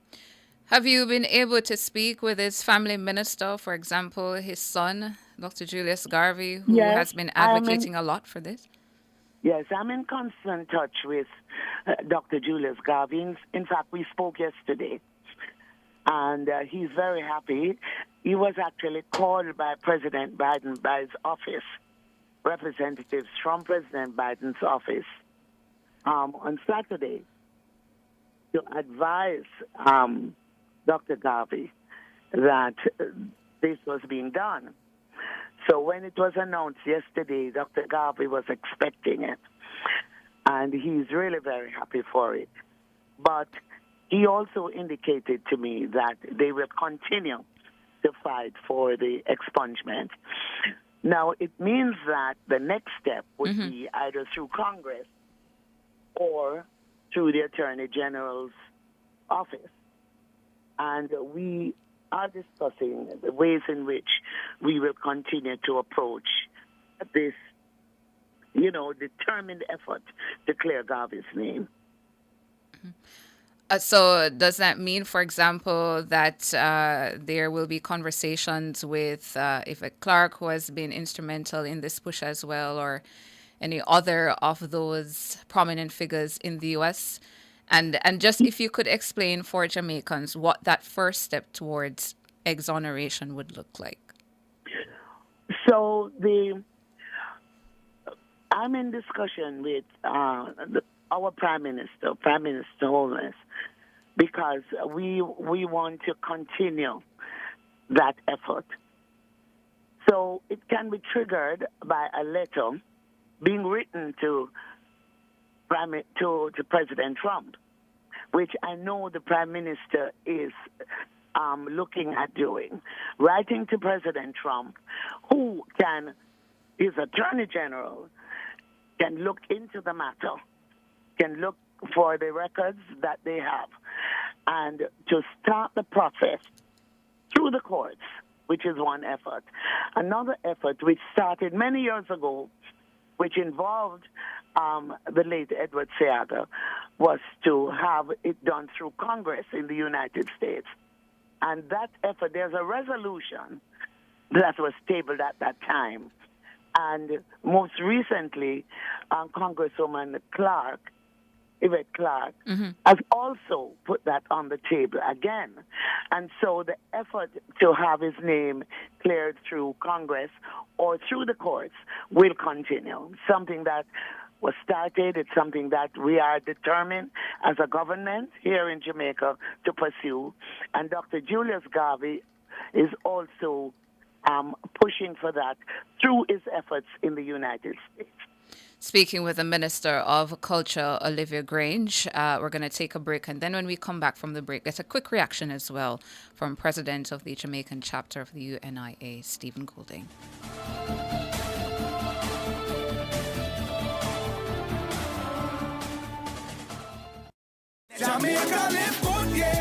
Give up every illegal gun. Call the police at 119 or Crime Stop at 311. The time by the Ministry of National Security is 7:31.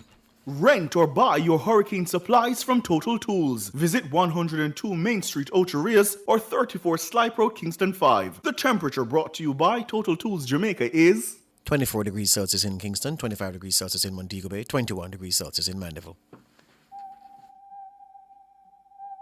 It must stop. It have to stop. Gang violence is not the solution to our problem. It will only cause pain and suffering. Let's find non-violent ways to solve our conflict. Let's work together to create a safer and peaceful Jamaica. Let's all live good. A message from the Ministry of National Security.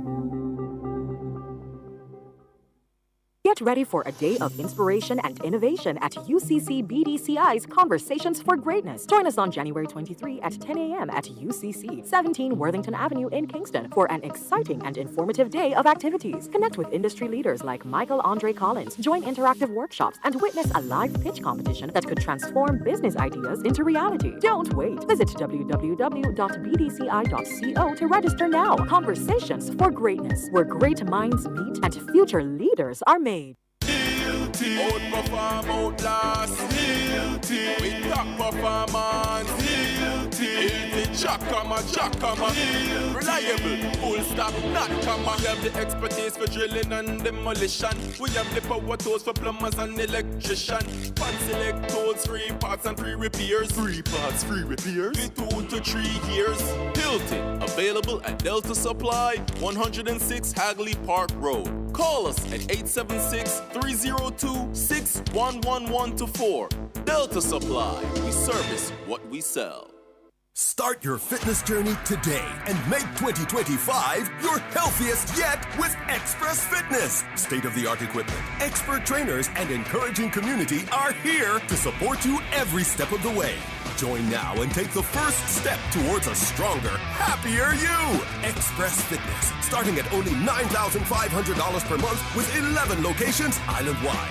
Your gym for all your needs. Visit www.expressfitnessja.com to sign up today.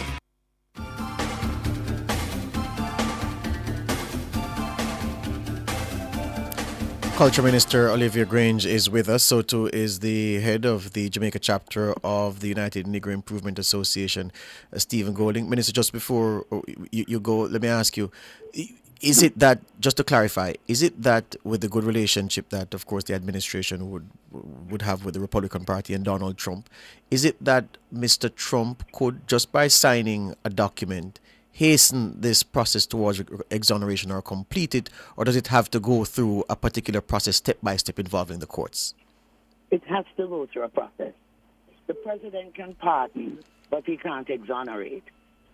But he can certainly trigger the process, because he appoints the Attorney General. Yes. And so that makes a big difference. Yes. So he can be, an appeal can be made to the president, who in turn can trigger the process through his Attorney General.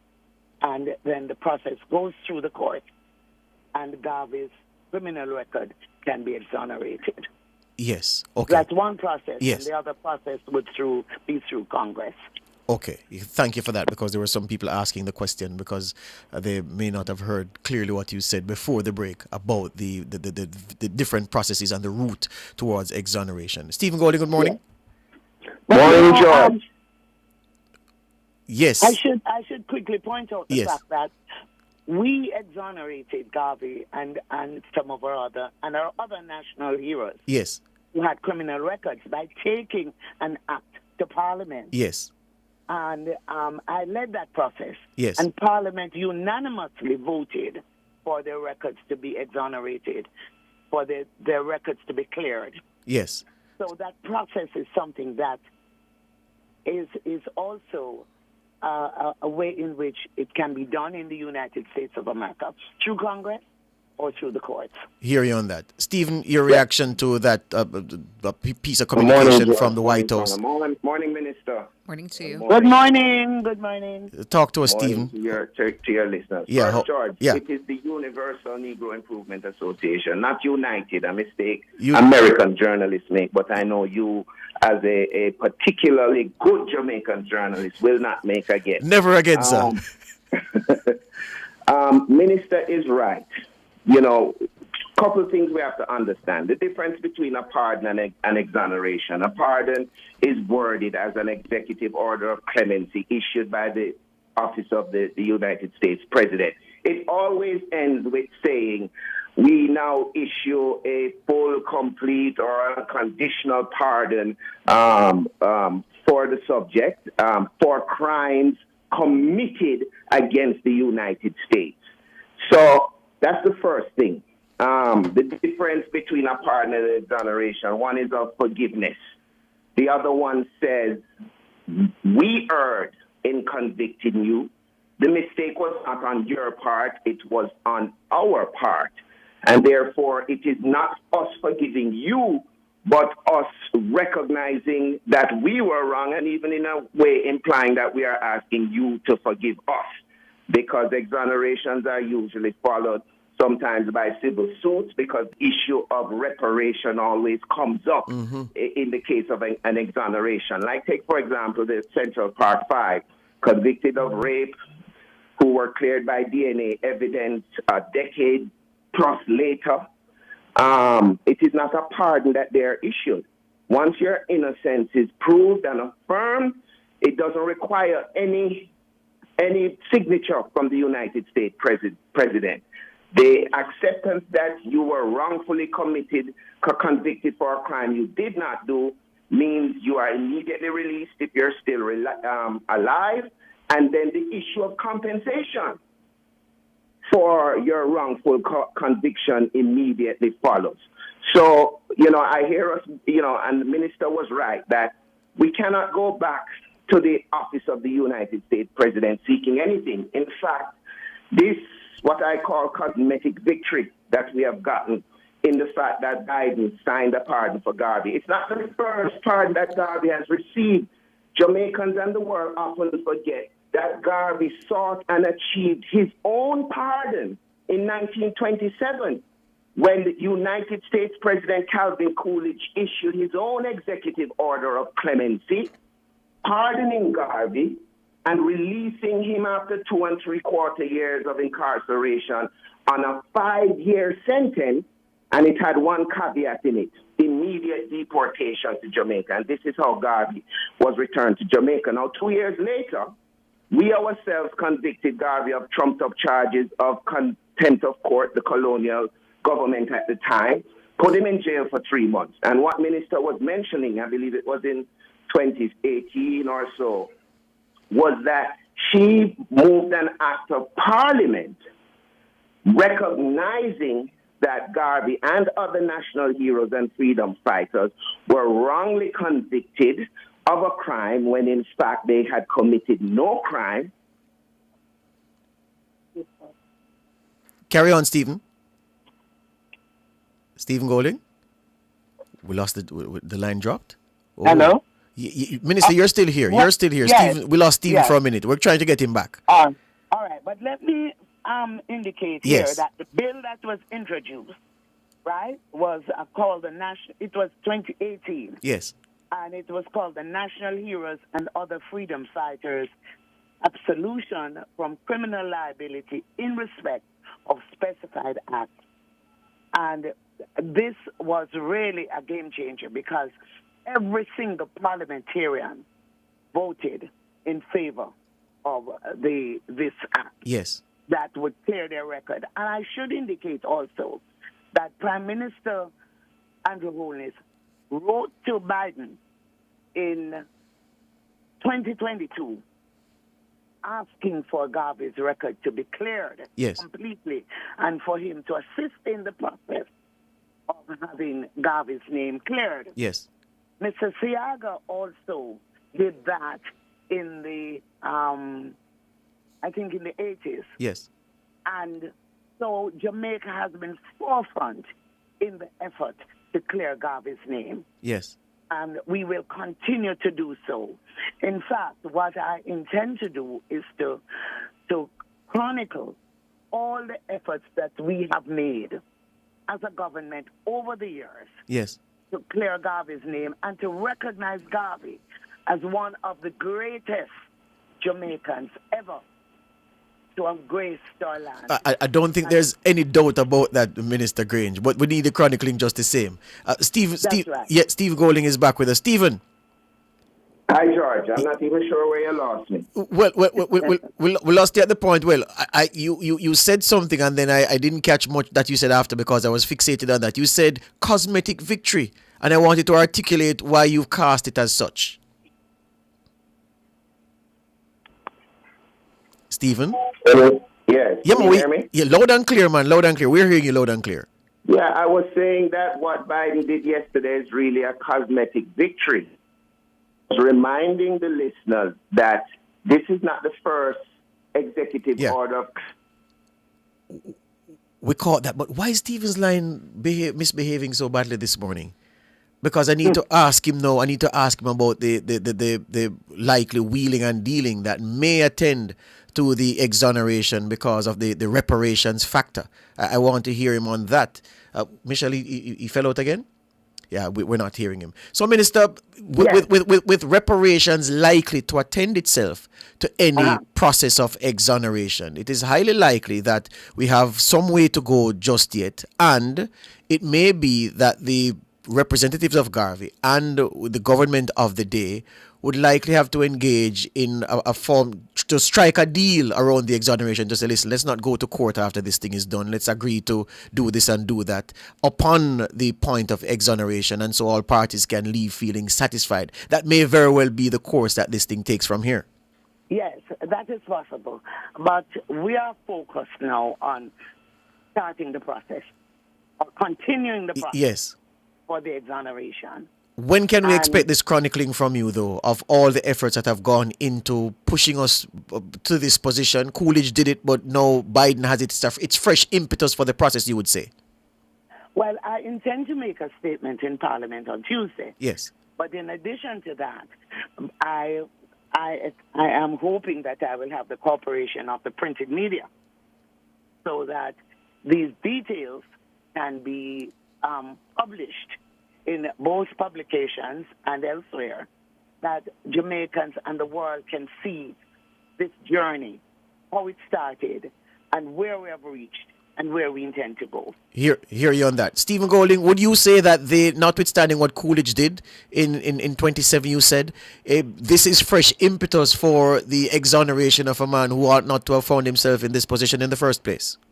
Yes, but I don't want us to get confused, because the fundamental thing we have to understand, and as the minister said earlier, it is not within the power of presidents to pardon. Mm-hmm. So we don't need to go back to Trump or another U.S. president. To exonerate. A third pardon. Yes. An exoneration. Yes. And now we need to ask ourselves, what is the path to exoneration? And the only path, and I believe this is where the Jamaican government has laid down a perfect blueprint, an example for the U.S. government to follow, in the fact that it will take an act of the U.S. Congress, right? We can't even go to the Supreme Court, because going through the courts mean that you would have to, make new appeals, arguments would have to be made, and the time since the conviction is well over 100 years, that just would not be practical. So by an act of Congress, if the majority of representatives there affirm the fact that Garvey was set up, and we have the proof of that in the documents of the Bureau of Investigations from 1919, where J. Edgar Hoover says this man has committed no crime and we have not yet found a reason to deport him, but we are working on it.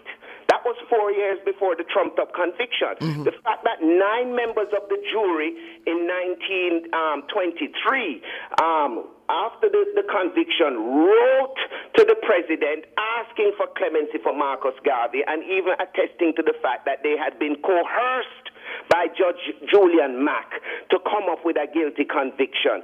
We have the evidence there. Put it before the U.S. Congress and have them take a vote affirming Garvey's innocent, and by an act of the Congress, exonerating him. Hear you on that. Well, the roadmap is clear for all to understand. Very happy we had both of you this morning to anchor the decision, what the decision means, and the route forward to exoneration. Minister, we commit to give you the full support to give airtime, to give oxygen to the timeline, the chronicling of what has gone into helping to clear the name of our first national hero. Thank you, George. Thank you, Tom. thank you, Stephen. Thank you this Bye. morning, even though the phone line was misbehaving. I hope we got through enough information. A whole heap of information. And I'll never mess up uni again, my friend. I promise you. All right, George. You have a good day. All right. Thanks for having us. Good. Thank you, Stephen. Yeah, Keep up man. the good work. All right. So the roadmap is clear now, Tana. I'm very happy that Minister set it out, and Stephen, of course, in his forceful style, said it's clear. So this now have nothing to do with Donald Trump from here. Yeah, it is a process that Congress, and so it's now government and government lobbying, and our lobbyists in the U.S. Capitol to continue the work. You know what struck me? So we're saying that this thing is over 100 years, the conviction. Yeah. Marcus Garvey have been kept alive in the music, in the culture and everything. I'm struggling to accept, to reconcile with the fact that all this happened over 100 years ago, because Marcus Garvey does not seem to have been gone so long. I know. When it came out yesterday and you see the report saying over 100 years. 100? Yeah, it makes you pause. Yeah. Ages ago, a long time ago. Big up Winston Rodney, Burning Spear, and many others who've kept Marcus Garvey alive in immortal music that they've done over time. Joseph Hill, Culture. Big up yourself as well.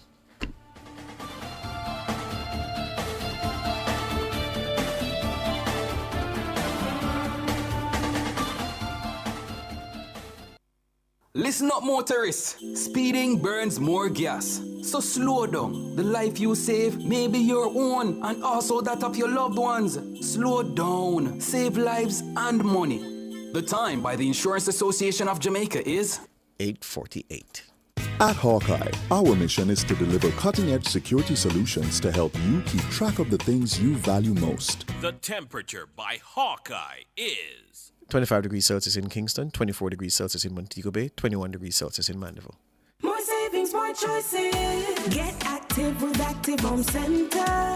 The one-stop shop for everything for your home. We have more savings, more choices, unbelievable prices. Wide selection with the latest style. The kitchen, bathroom, right down to the tile. Buy the hottest items on spot, don't miss out. Best options under one roof, no doubt. More savings, more choices. Visit us in store or online at www.activehomecenter.com. We have more savings, more choices. Registration is now open for Sagicor Sigma Run 2025. Register now and get ready to run, walk, and wheel for a cause. Our beneficiaries are Sir John Golding Rehabilitation Center, Father Holang and Friends Foundation, and the Kingston Public Hospital. Be a part of Sagicor Sigma Run 2025. Make sure you're there on February 16 for the Caribbean's biggest road race. Visit SagicorSigmaRun.com and register now. Sponsored by Walden, Pan Jam, National Baking Company, Reggae Marathon, Catherine's Peak, Millet Media, and Whistling Frog. Get ready for a day of inspiration and innovation at UCC BDCI's Conversations for Greatness. Join us on January 23 at 10 a.m. at UCC, 17 Worthington Avenue in Kingston for an exciting and informative day of activities. Connect with industry leaders like Michael Andre Collins, join interactive workshops, and witness a live pitch competition that could transform business ideas into reality. Don't wait. Visit www.bdci.co to register now. Conversations for Greatness, where great minds meet and future leaders are made. When last you get good bun, you don't know good bun until you have a mother's bakery bun. From you pull open the wrapper and it's soft so till. A so bun for nice. And from when you take the first bite, love it so till. A so bun for nice. Beg your piece. Get your own mother's bakery bun. I will buy one off you. Yes, but I will charge a convenience fee. I will take one. Me too. Mother's Bakery Buns. A so bun for nice. Try them today.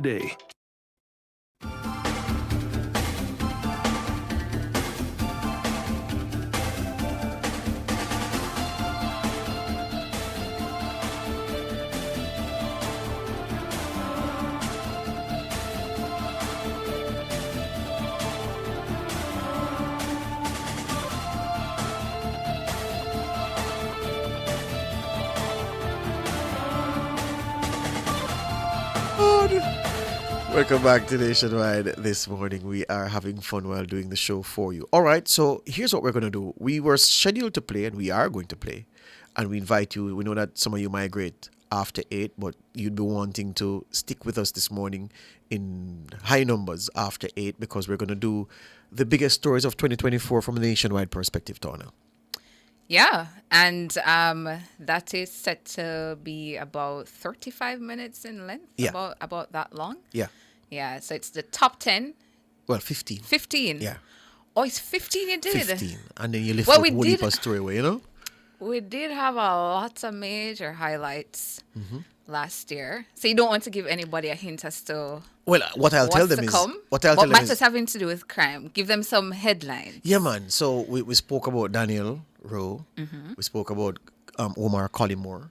We spoke about one of the wealthiest black men in Portland, Everton, Beachy Stout McDonald. We spoke about the Olympics. We spoke about Beryl. We spoke about Integrity Commission, obviously. We spoke about the Prime Minister. We spoke about Marky G and citizenship and, the passport issue. And how we did it, I don't like should I say it this way? But that's the way I'm thinking about it. I should say it the way I'm thinking. The traditional way of presenting a year in review is almost, to me, frozy. Here's what I mean. Not in the pejorative please sense. explain. Not in the pejorative sense. But you have something that's been with you for a long time. And just by factor of how long you've had it, the age of it, it just smells. No matter, you could have sprayed Febreze in it till you're dead and Lysol. It just cannot have that freshness again because it's old. So that's the frozy I'm talking about with the traditional year in review. So we happened upon a formula last year after much deliberation among the news team and production staff led by our senior producer, Sonia Stewart. And we found a formula last year that worked. So this year we used the same format. So it was a one host with two guests. Last year we had senior journalist Arthur Hall, OD. And him said the OD don't mean all and done. Come and carry him all the way. I said, go ahead, OD mean all and done. Judge, don't ramp with me now. Yeah, it's a order of distinction, Arthur Hall. And we had Dr. Nadine Spence as a social political commentator. So this year what we did, we knew some of the big issues were about politics, yeah? We had Marlon Morgan from the JLP and Raymond Price from the PNP, and the interaction between both men who are very good friends and who were former colleagues. They worked together at Breakfast Club as, not quite say saplings, because Raymond old from him band. Yeah, that's that. But they worked together, so there's a very good relationship between them. But the cut and thrust was evident, and that's what we designed the program to deliver. So you're going to get that natural cut and thrust, the JLP perspective on certain big topics, the PNP perspective on certain big topics, and how that all evened out.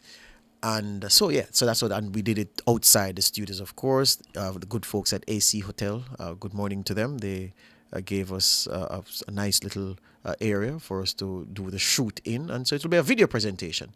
So it went well. I enjoyed working on it, and it was very well received and appreciated by all of those in the room. And we had quite a few people in the place watching us. So, but of the 15, what's your top story? Well, of 2024. Tana, I can't get over the crime issues because 2024, we said it among ourselves in the room while working on the year in review. And I think we said it in production meeting as well, that the court system in Jamaica, it got a pimple-free, a face that has less acne than before. It was presented to the Jamaican people. And I can't say anything stronger than Daniel Rowe's father, not Daniel Rowe, Simone Collymore's father, beg your pardon, Simone Collymore's father said, one of the first things he said when he walked out of the Supreme Court after Coyote Satchel had been sentenced, he said, look, I just want to tell people. Wait, which one of the cases? A Collymore case or the Coyote? Collymore.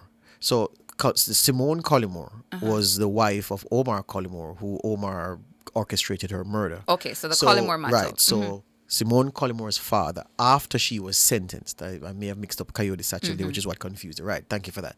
So when he came out of the room after Omar Collymore and company had been sentenced, thank you, he said that justice is available in Jamaica. The justice system works, and he praised the justice system for the carriage of the case from the initial stages right through to the end. And usually you have family members, especially after one of their loved ones is taken so brutally, coming out and still feeling aggrieved that them still not get justice. He said that he was satisfied with what the court gave him, and he was satisfied with the system that carried the case from charge to discharge. And he wanted to encourage Jamaicans to have confidence in the justice system. So that story stood out for me because of all of the elements. But I can't get over Daniel Rowe, Town, and not you don't kill a child. You don't kill a child, and you don't kill a child like that for the reasons. And the Fitzbailey said he cried. Big Fitzbailey is as tall as my granddad said, a big trapped in man, you know. Strapping if you prefer standard English, yeah? Big, tall man. The man saying ball, and he would have seen everything and other things in his time as a policeman. The man saying him cry when him see the circumstance of the case. Him couldn't hold himself together. Yeah. So those two for me were, tough. Hurricane Beryl was one of the highlights for me, and it goes back to, again, our discussions in the newsroom. Our discussions in the newsroom, George, about Hurricane Beryl, because on the day, yes, you had lined up several interviews overseas on different news stations that different reporters in here did. I was one of them who did an interview in TNT with a news agency in Trinidad and Tobago. And it's the picture that we painted of the damage Beryl had caused up to the afternoon of July 3, the evening of July 3. I felt bad. I felt bad because we were basically telling those news agencies that, yes, there's some damage and all of that, flooding, and people are in shelters here and there, but we don't think it's that disastrous and not that catastrophic. And then came back to Nationwide the following day, July 4, and we started getting the images of the southern section of Jamaica, Clarendon, St. Elizabeth, what was happening in southern Manchester. And it was just a juxtaposition of interviews, I would say, because if we were supposed to go back on that time with these international news agencies, regional news agencies, and report to them the damage in Jamaica, man, it would be a completely different story of what we told them the day before. Yeah, because there was so much damage. And then after that, the many months of impact to, JPS, that impact, the impact having to do with our agriculture sector. Yeah. We had interviews one of my major highlights. We had interviews with ITV in the UK. I don't remember who I assigned ITV to. May have been Ricardo or Chevron. Robian, I think Robian was on Al Jazeera. Mahiri was on. They were all over. I think there was Eyewitness News. Yes, I was ashamed because, as Tana said, boy, when we realized what Beryl did to the country, the comments that we made initially, based on what we had as information, not accurately reflected. Anyway, that's after Across Jamaica. Stay with us for the top 15 stories of the year from the Nationwide perspective with Marlon Morgan and Raymond Price as my analysts. Front Page was brought to you today by ABC Electrical Sales, for a better choice in the electrical business. JCAP, respect the music, respect the creators, play by the rules. The time by JCAP is 8 o'clock. Success, powered by learning. The Temperature, brought to you by Sandals Corporate University. Come grow with us, is 25 degrees Celsius in Kingston, 24 degrees Celsius in Montego Bay, 21 degrees Celsius in Mandeville. From the mountainside to seaside, countryside to townside, inside and outside, it's Across Jamaica this morning.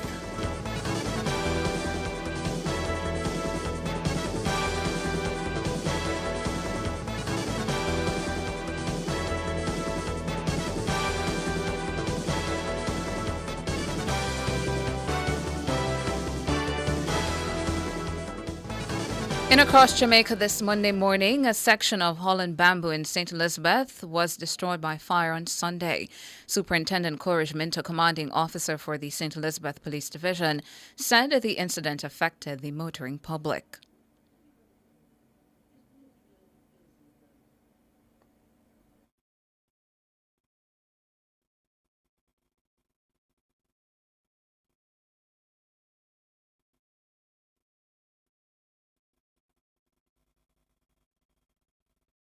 We are uncertain at this time as to the cause of the fire, but while the investigation is ongoing. We are appealing, however, to the motoring public to exercise some amount of caution as they traverse through this area. There's a heavy presence of smoke, and so we're asking them to drive with due care whilst the work is going on at this location.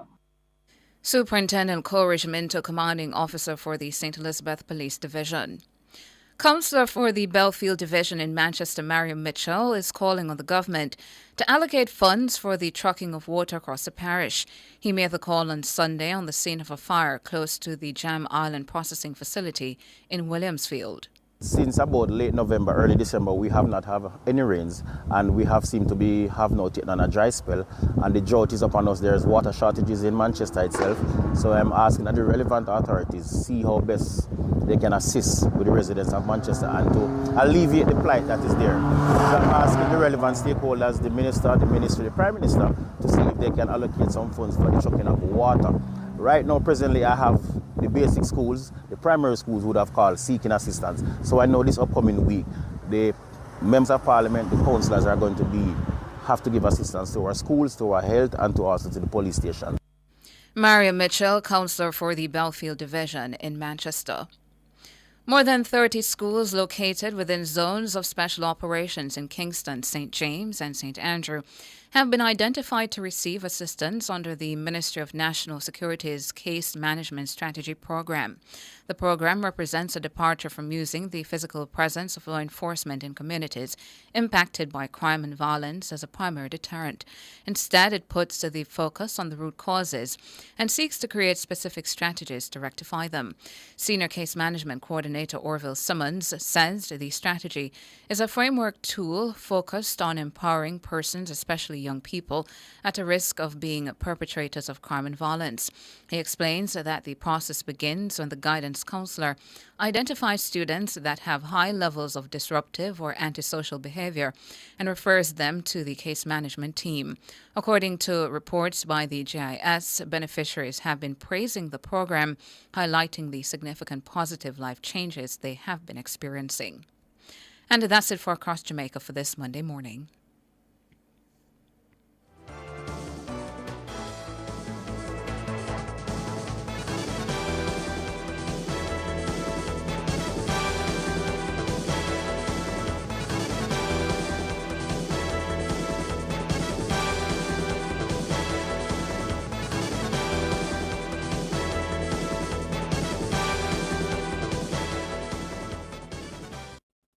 Plug into the sun with Peak Energy Solutions.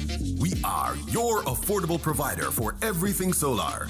Grid tie or off-grid solar P systems, solar air conditioners, panels, lithium batteries, solar supplies, and installation. Visit us at Shop 1, 3 Mosquito Valley Road, Red Hills, St. Andrew. Call 876-279-8820 or 944-0668. Or email us at peakenergysolutionsja@gmail.com. Peak Energy for everything solar. The Ministry of Health and Wellness, in collaboration with the Ministry of Education, Skills, Youth and Information, will host the Health and Wellness Career Expo and Employment Fair, January 22 and 23 at 9 a.m. to 8 p.m. Attendees from all schools are asked to confirm participation via email to rsvpcareerexpo@moh.gov.jm. Expect interactive booth displays, entertainment, free health screenings, and more. See you at the 2025 Health and Wellness Career Expo and Employment Fair. A career in health, the roadmap to success.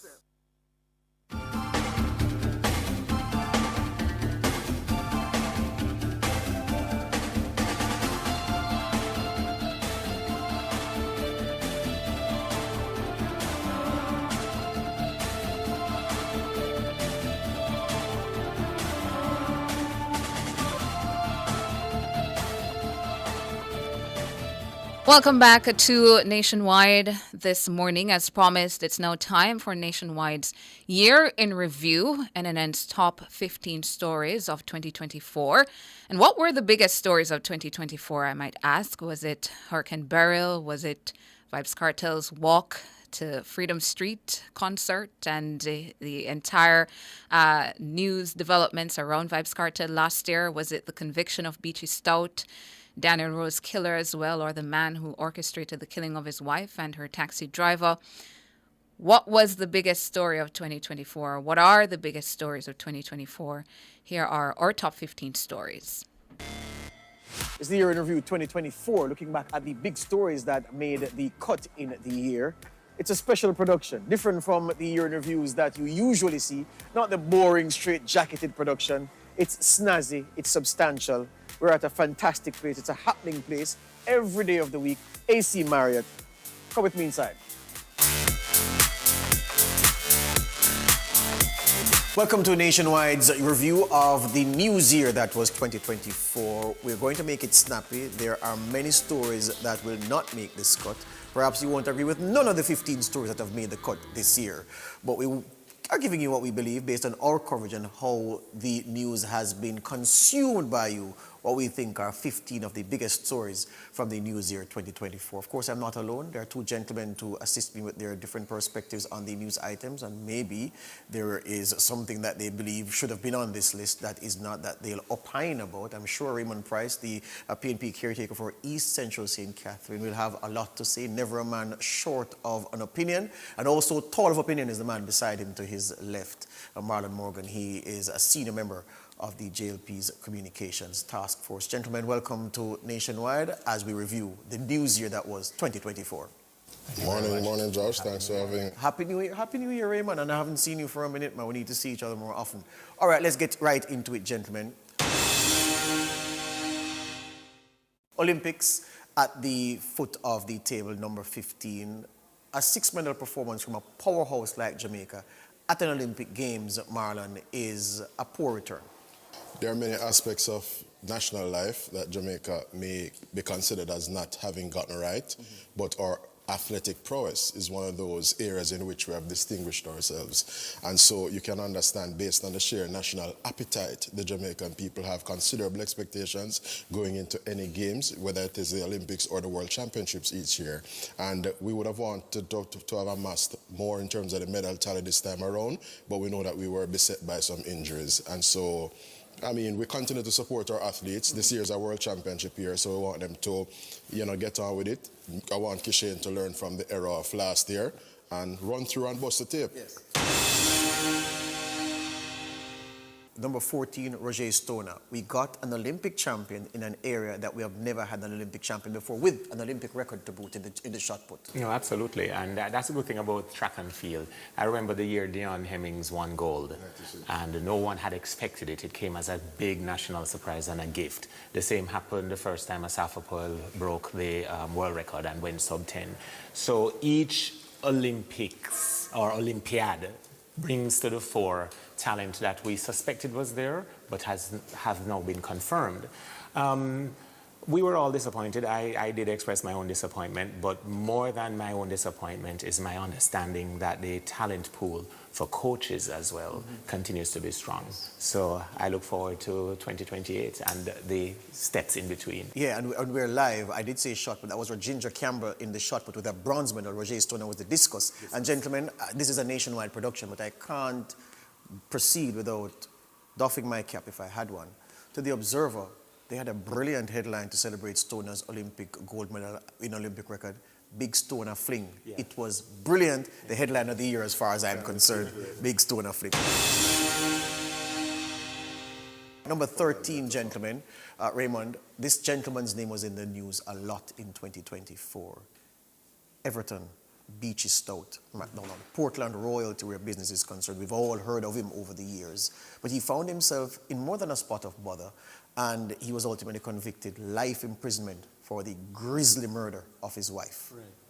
No, the level of domestic violence continues to be one of those hidden secrets that's paraded out in the open.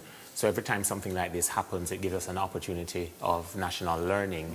I think one of the big winners in 2024 was the justice system on a whole. that. And, you know, while there are still sensitivities, you see one family celebrate that justice has been done. You still can't recover a life. But it did shock a lot of people, the Portlanders in particular, because this is somebody who was known to be affable, somebody who was quite evident and obvious on the social scene, part of the fabric of Portland. But it just goes to show that no matter how high or low you sit, when you run afoul of the law, the long reach of the law will eventually snatch you. And Marlon Beachy, a lot of money, a lot of influence, not just in power but outside, but also a lot of wickedness. The criminal justice system has been acquitting itself well, particularly the constabulary force, because one of the elements in that Beachistown trial was the whole notion of the state witness, persons who were acting in collusion with Beachistown, as would have been alleged prior to his conviction.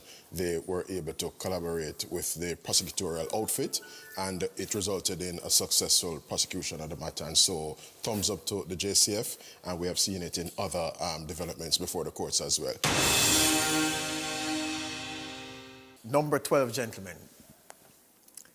A little thing called the local government elections, February 26, 24. Now, the PNP left that night saying they won.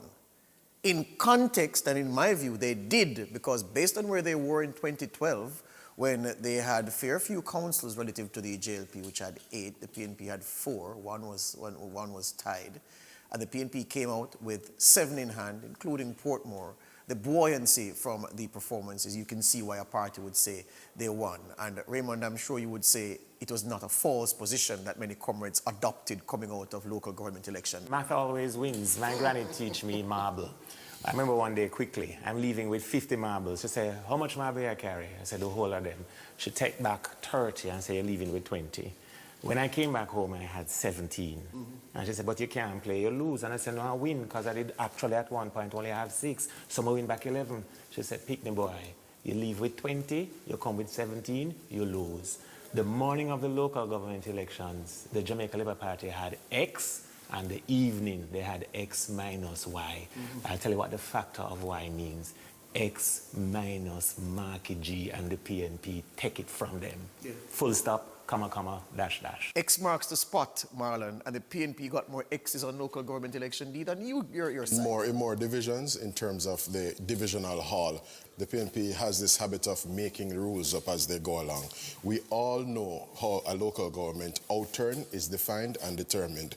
The Jamaican state is broken down into 13 municipal corporations because the Kingston and St. Andrew municipal space is consolidated and it is one. At the end of the local government elections in February of 2024, the JLP had a hall of 7 municipal corporations, which it controls, and compared to the PNP's 5. And so the PNP also has the Portmore City Municipality, which essentially gives it, 6 mayors relative to the JLP's 7. But you can't make the rules up as you go along, and we have a competent authority in relation to election outturn in Jamaica, and that is the Electoral Commission of Jamaica. Marlon, with all that said, you would agree the PNP did much better than your side. Because, as Raymond said, the math is the math. And the truth is, arithmetically, we have ended up with less parish council divisions. But that's not how an election win at the local government level is defined. The man is sipping his tea. Well, give me the chairman's privilege of casting, and then you can agree or disagree. The PNP did much better on local government election day than your team did. There's no doubt that elections come down to getting out one's vote, and the consensus amongst Laborites is that we would have underperformed in terms of the local government elections last year. But what is important is always learning from one's experiences and demonstrating that learning. And in the elections to come, the big one in 2025, you will see what we shall. I hear you, Raymond. That's the big one in March? Let's crack on, gentlemen. Yeah. Another one to not smile about, Raymond. Another gentleman who was popular, not Beachistown popular, but prominent nonetheless, especially in the social media spaces, Omar Collymore, life imprisonment for orchestrating the murder of his wife. No, as I said, the justice system, and Marlon specified even further, the criminal justice system, any case that went before the courts that was properly prosecuted and would have seen a vigorous defense in each case, upon conclusion, the public has to agree that we are seeing the results of a robust, independent justice system, which, if you ask me, is the precondition for a robust democracy. So, and again, domestic violence. Yeah. The issue of how we resolve conflicts and disputes at an interpersonal level continues to be evasive in terms of the solution for it. And I think at the core of it, it was another case of not knowing how to resolve conflicts. And Marlon, quickly, you said it earlier, but the father of Simone Collymore, the woman murdered in this matter, one of his first comments outside the Supreme Court was to praise the justice system. Absolutely, because that's a key thing. There are persons who, they're stakeholders, there's a family that will never be able to reconcile in terms of getting their loved one who has died back. It was at the start of one of the new years. It may have either been 2019 or 2020. And we were in the early days in January when we heard this particular news bulletin. And it was just heart-rending. And we're happy that it resulted in a successful prosecution. Another heart-rending one, Raymond. And the most senior policeman in charge of investigating crime told the nation that he broke down Coyote Satchel and her murder of 8-year-old Daniel Rowe. Yeah, that one still gives chills. Senseless, in one word, senseless. To think that, Miss Satchel felt that she had a grouse to settle with the person who she alleges infected her with HIV, to take it out on an innocent child, that is just incomprehensible. It's just repugnant beyond measure. And it's a senseless loss. That little girl could have gone on to become anything, even Prime Minister of Jamaica, following in the traditions of Mrs. Simpson Miller. Yeah, number 9 on my list, Raymond Price. A gentleman who commands a lot of respect, but quoted a lot of controversy in 2024. Retired Justice Seymour Panton, putting on a show in the Parliament when he went there with members of the Integrity Commission. Unless you walk a mile in my moccasins, don't judge my journey. I grew up with that American or Native American proverb on a plaque on my wall. I've paraphrased it. And so much was said directly, indirectly, and as part of the obiter dicta about the Integrity Commission and the different layers that were placed there to guard against public theft and to ensure integrity and accountability. I think that what happened when the IC appeared before Parliament, they did bust. And what you saw was truth. Nobody said he said anything that was not factual. How he said it might not be the way you would have said it, but now that it has been said, more Jamaicans are alert to the important role the Integrity Commission must be allowed to play without interference or threat of removing through legislation the authority that this nation gifted them. Hear you on that. Raymond speaks about, hold on, Merlin. Raymond speaks about obiter dicta from the retired. Hold on, right. So the obiter dictum that caused the problems was that comment about, see, Mr. Chairman, I even brought my own water. That comment from retired Justice Panton. I think by any measure, that exchange in the Parliament last year involving the chairman of the Integrity Commission, retired Justice Panton, was one of the lower points in calendar year 2024. There's no denying that the Integrity Commission has an important role to play in the architecture of Jamaica's anti-corruption system.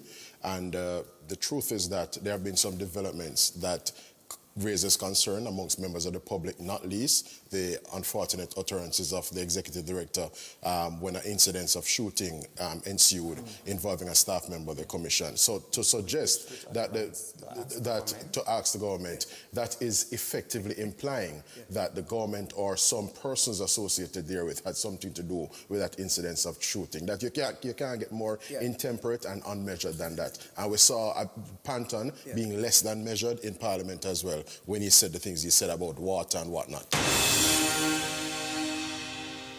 Dueling Dragons is a game I like, and you're having a soft form of it here, and it will continue with point number 8, or story number 8, gentlemen.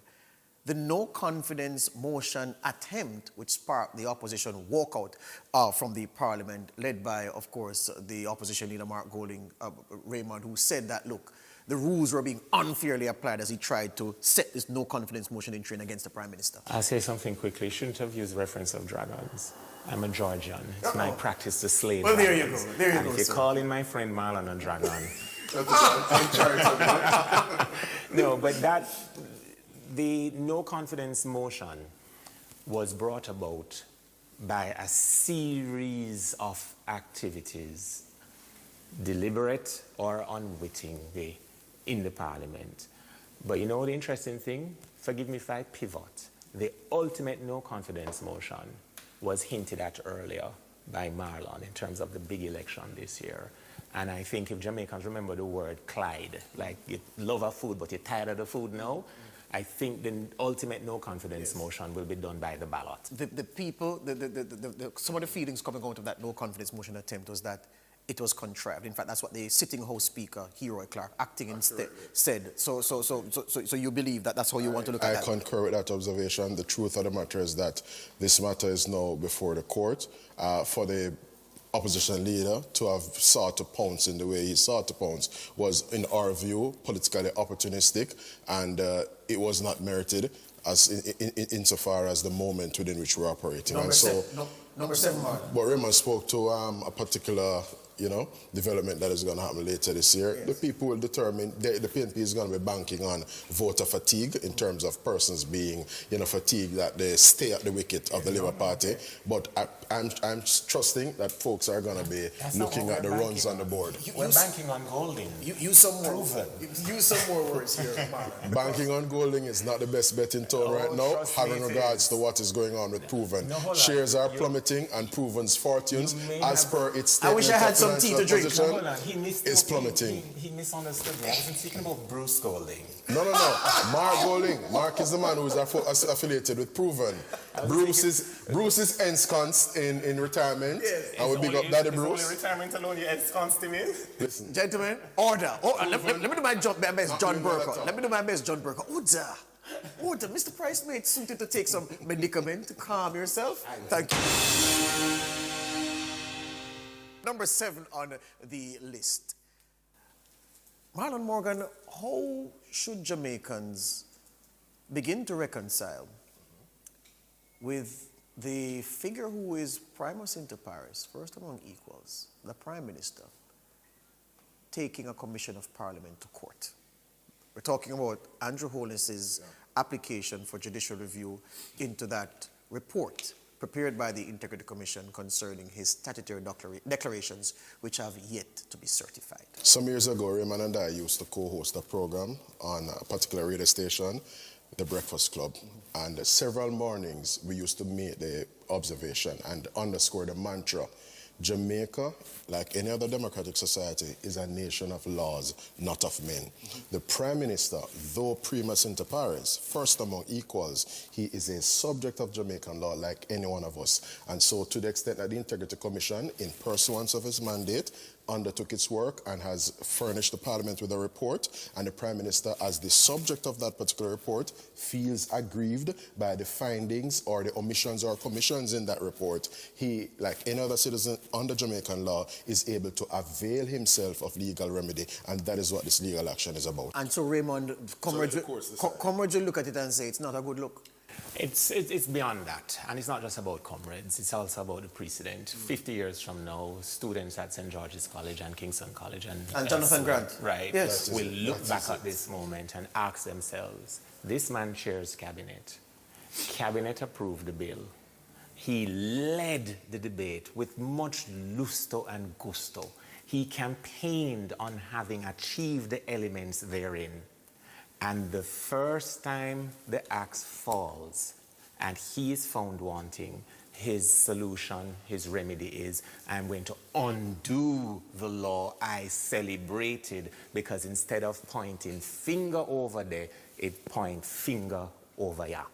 And that is unscrupulous without previous measurement in our society. But Judge, you'll appreciate that the Integrity Commission has a mandate to pursue. If it is found or felt that they have acted outside of their mandate and have no basis in law as to withhold the certification of the Prime Minister's statutory declarations, he is well within his right to take an action, and that should not be seen as either undermining the Integrity Commission or acting in a manner that is underhand. His action wasn't to supply the information that is outstanding. His action was to ask the court, to foist upon the court his desire that the court would mandate the certification. You speak about acting in the remit. The court would have been acting ultra vires, which means acting outside of how they should act, if they then said, you must certify him, when the competent authority is saying, I need A, B, C, D, E, F to Z before Yesterday, Director of Investigations, his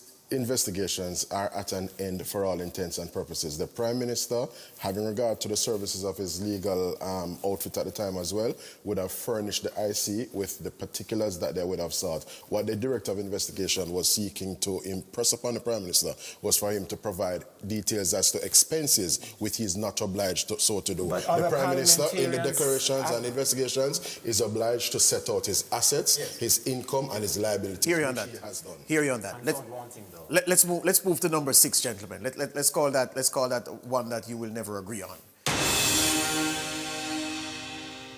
That report is number 6, because when that report dropped, I mean, there was a certain media host who had previewed an aspect of it that they caught heat for, because people were saying, well, you said this was the only thing. You're downplaying.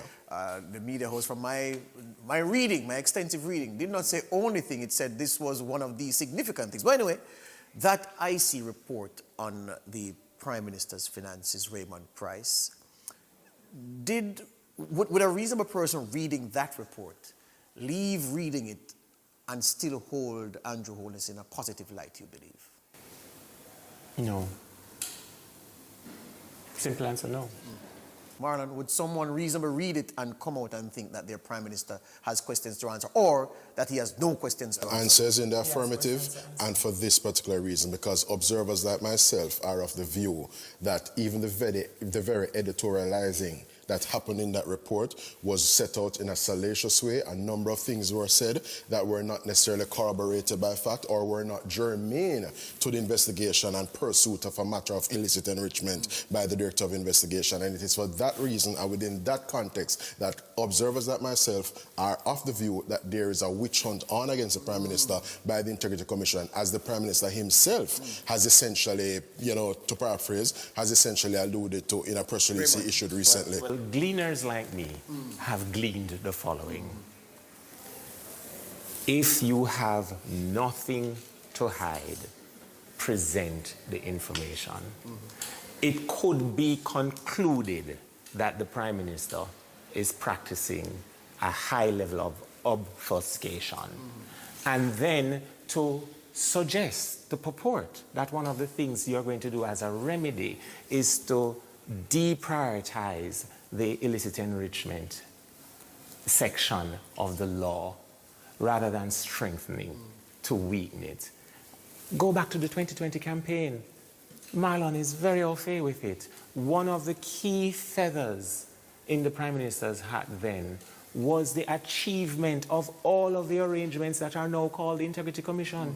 He's now trying to disaggregate. Stabilization of the He's trying to disaggregate that. The Integrity Commission availed itself of the services of an independent international forensic accounting examiner. And still couldn't certify the man. That individual would have scrutinized the private and personal business affairs of the Prime Minister and was not able to establish, though we suspect persons, for example, at the Integrity Commission may have wanted to be able to so conclude, were not able to find adversely against the Prime Minister. And so, Raymond, what you have is an attempt to relitigate this matter in the sense that Kevin Stevenson conducted his investigation, was not able to make any or establish any finding adverse to the PM, and as such he's inviting another law enforcement entity now to come and ferret out or to do what he was not able to do in his substantive investigation. I think that's unfortunate. You are aware, though, that the other agencies of which you refer, the FID and the TAJ, are a part of the state's apparatus for ferreting out hidden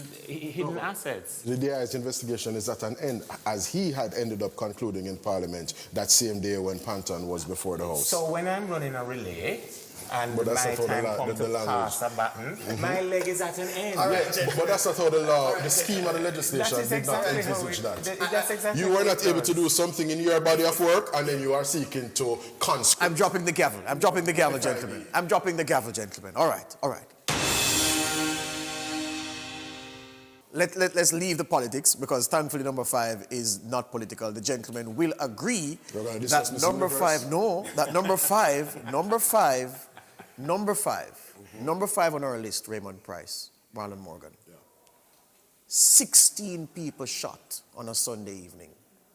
8 dead, including a child. The Cherry Tree Lane massacre, Raymond, is one of the dark days for this country, in a country that has had several dark days along these lines. I'm glad you call it a massacre, because initially it was not being described as that. Words are important, or else would have invented something else. This concept of calling people crime producers, in the vernacular, producer is something positive, someone positive. Call them what they are. Barbarians and criminals, and that massacre was unwarranted. There's no reason in human contemplation that could even come close to say, me do it because of X.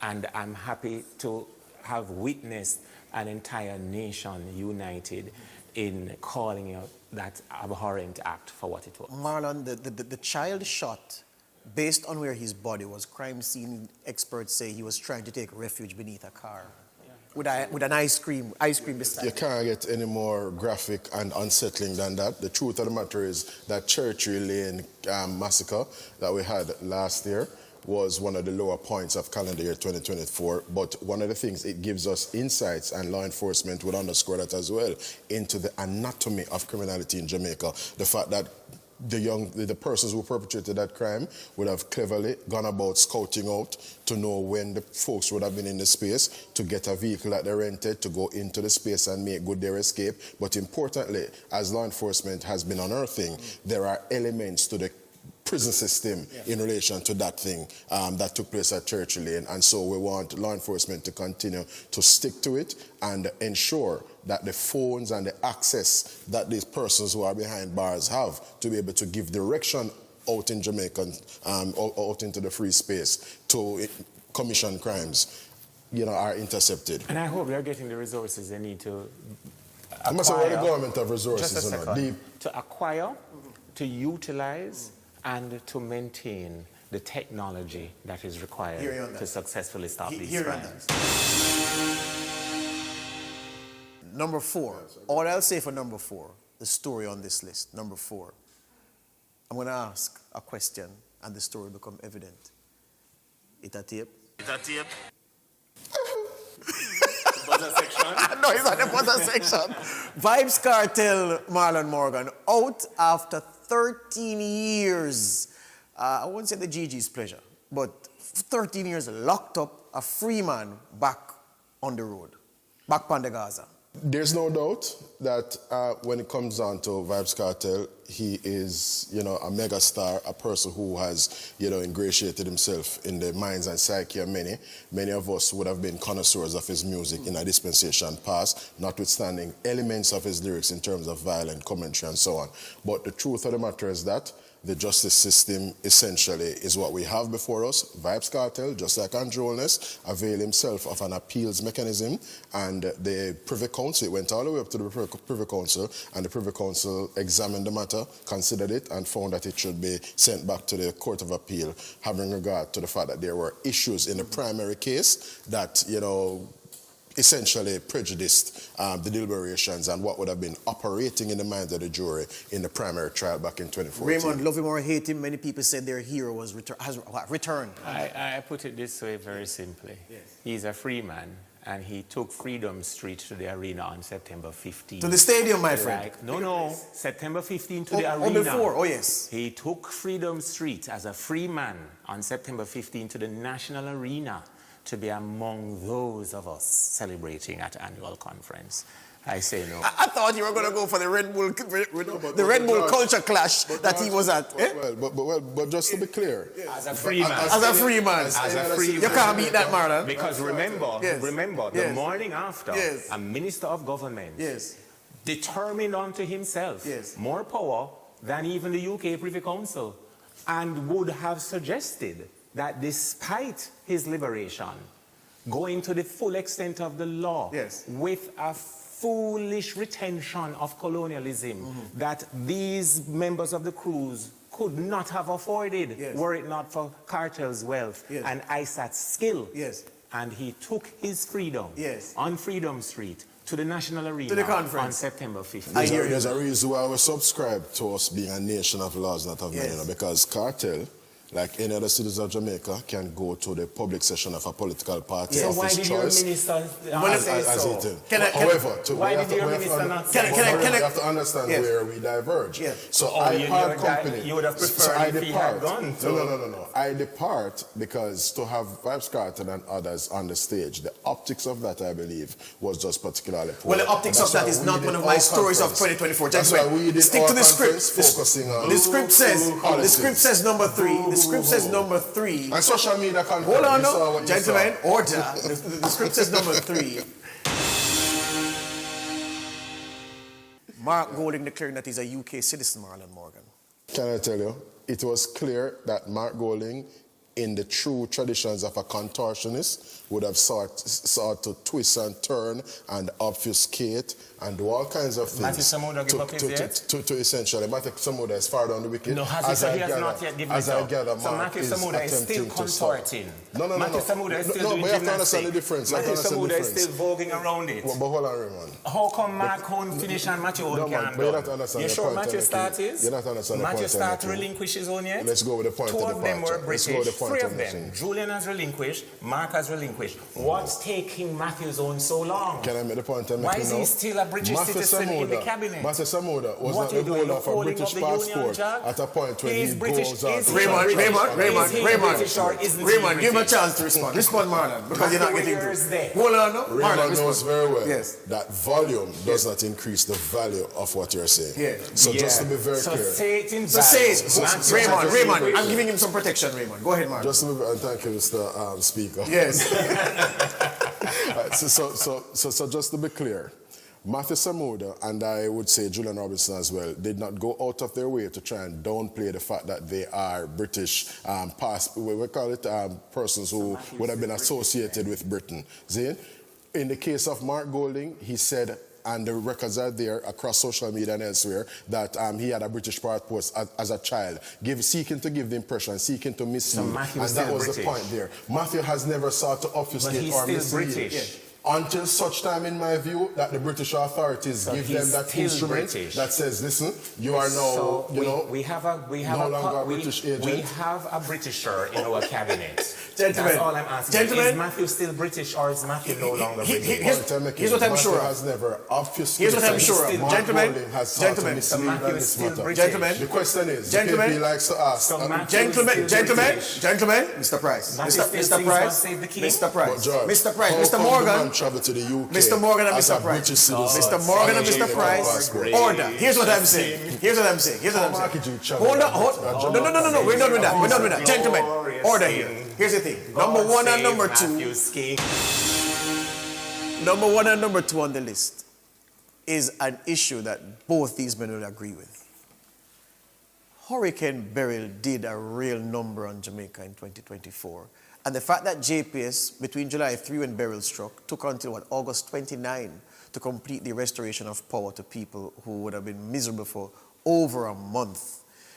that was the most significant body blow that the country collectively got in 2024. You would agree? I think, absolutely. And I think the takeaway from Beryl is the resilience of the Jamaican economy, the fact that we have had a stable economy in terms of the debt to GDP ratio coming down, in terms of healthy net international reserves, in terms of where we are in terms of jobs. Unemployment at present is in the order of 4.2%. Inflation continues to remain in the lower band, the lower point in the inflation, the targeted band. And so your capacity as a country to build resilience and resilience in agriculture, which is what enables you to withstand the vicissitudes of weather. Raymond, because as Raymond said, you're not able to stop the system. Raymond, your Beryl perspective. Unfortunately, Beryl is the most recent hurricane that will affect Jamaica. It won't be the last. Last year, the most significant development last year, it's the 10th of 10 years of hottest years in a decade. So we've just come through the hottest decade ever. We have surpassed the mythical 1.5 degrees Celsius mark in terms of global warming, which means that Beryls are more likely to come than they were in the past.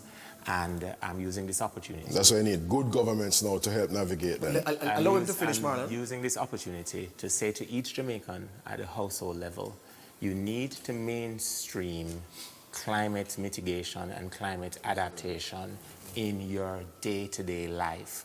Plan your travel, plan your purchases, begin to change how you consume things, as well as to begin to retrofit how you build and protect your homes and your family. And thankfully, you're being appropriately supported by the government. Hear me now, gentlemen. Hear me now, gentlemen. Agriculture. Hear me now, gentlemen. Last one. We've exhausted our time, but I have to squeeze this in. Raymond, that one thing that you felt was big in 2024 that the news reviews in the year in reviews didn't capture. Go ahead, sir. Local or international? It no matter where. It could be at the International Space Station. Go ahead. Ageism must be routed out of our consciousness. There is a particular performer that everybody said it tired and done, and she broke records all of last year. Had a concert in Rio de Janeiro. $1.6 million people showed up and broke all records in terms of concert earnings. And the second one, Freedom Street. Yes. Yeah, you were there? Two. No. You watched it on the Dodger stream like the rest of us? I watched both of them via streams. Oh, so I wouldn't have taken. So why is it a no like that? No, like because disassociate no, I'm not. No. The reason why I said no is watching it at home. I saw more than the persons who were VIP. Marlon, you're a big one from 2024. That was. So just to be clear, one of the most seminal developments and outtakes from 2024 was that riveting Klansman gang trial. We saw elements of our criminal justice system working in tandem, collaborating well, including state witnesses, persons who were previously within the gangs, but they were able to essentially serve as persons who are providing witness statements and so on to law enforcement. And the fact that we have a black man, at least his faction of the Klansman gang now out of commission, it means that the people over in Jones Avenue are that much more safer now, and Jamaica as a whole is that much safer in terms of the Klansman gang being considerably weakened. And we need to sustain it and keep at it, because we understand that criminal networks seek to regroup and seek to reorganize. So whether they are one order or Klansman, law enforcement should pursue gangs and get them out of commission. I was doing a brilliant job keeping my time, but these two gentlemen are rambunctious. But that's why we have them here, and I'm sure you were thoroughly entertained. So you're not going to ask us what we're looking forward to most in 2025? No. Okay. So what are you most looking forward to in 2025? Victory Day. Victory Day. Marlon. Defeat Day. You're looking forward to defeat day. We both can't win. We both can't I hear you on that, gentlemen. Put the X squarely beside the bed. Thank you very much. And on behalf of my production team, I need to name everybody. Tracy Lyle, our Business Development Executive. Nigel Austin on camera. I always want to say Nigel Ellis, but Nigel I can't run fast, he's slow. Jamal Tucker, also on the videography. Their supervisor, Ricardo Brooks. Jermaine King, the head of the technical department. Our driver Kimberly Rowe, Dana Davey, our producer, the lady who's responsible for Nationwide at 5. And I want to thank all of you who have collaborated. The AC Hotel. I always do that to her. AC Hotel, who gave us accommodation. And of course, she always believes that I don't praise her enough because she wants me to build a shrine to her and worship every day.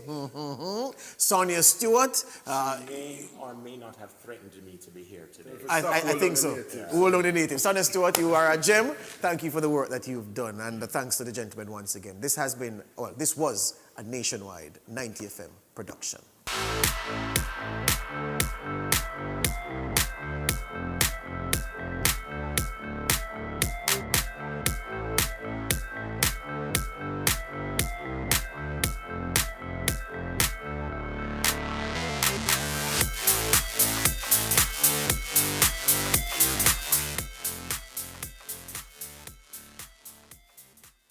All right, Tona, you enjoy that? I certainly did. You know, I see the people in the chat. We kept 2,200 plus on the live stream on the thing. I mean, many more watching, listening on radio, and as well, and some people listening on the app. But some people kept asking for the Melissa Silvera story, and they forget Melissa Silvera was 2023. Yep. It wasn't 2024. Yeah, it's 2023. All right? But the counter arguments is what keeps Sweet, it entertaining. Good radio, and since it was filmed, good TV. You see, it smells fresh. It doesn't smell frozen. You understand? Absolutely, absolutely. Breaking back for birthdays.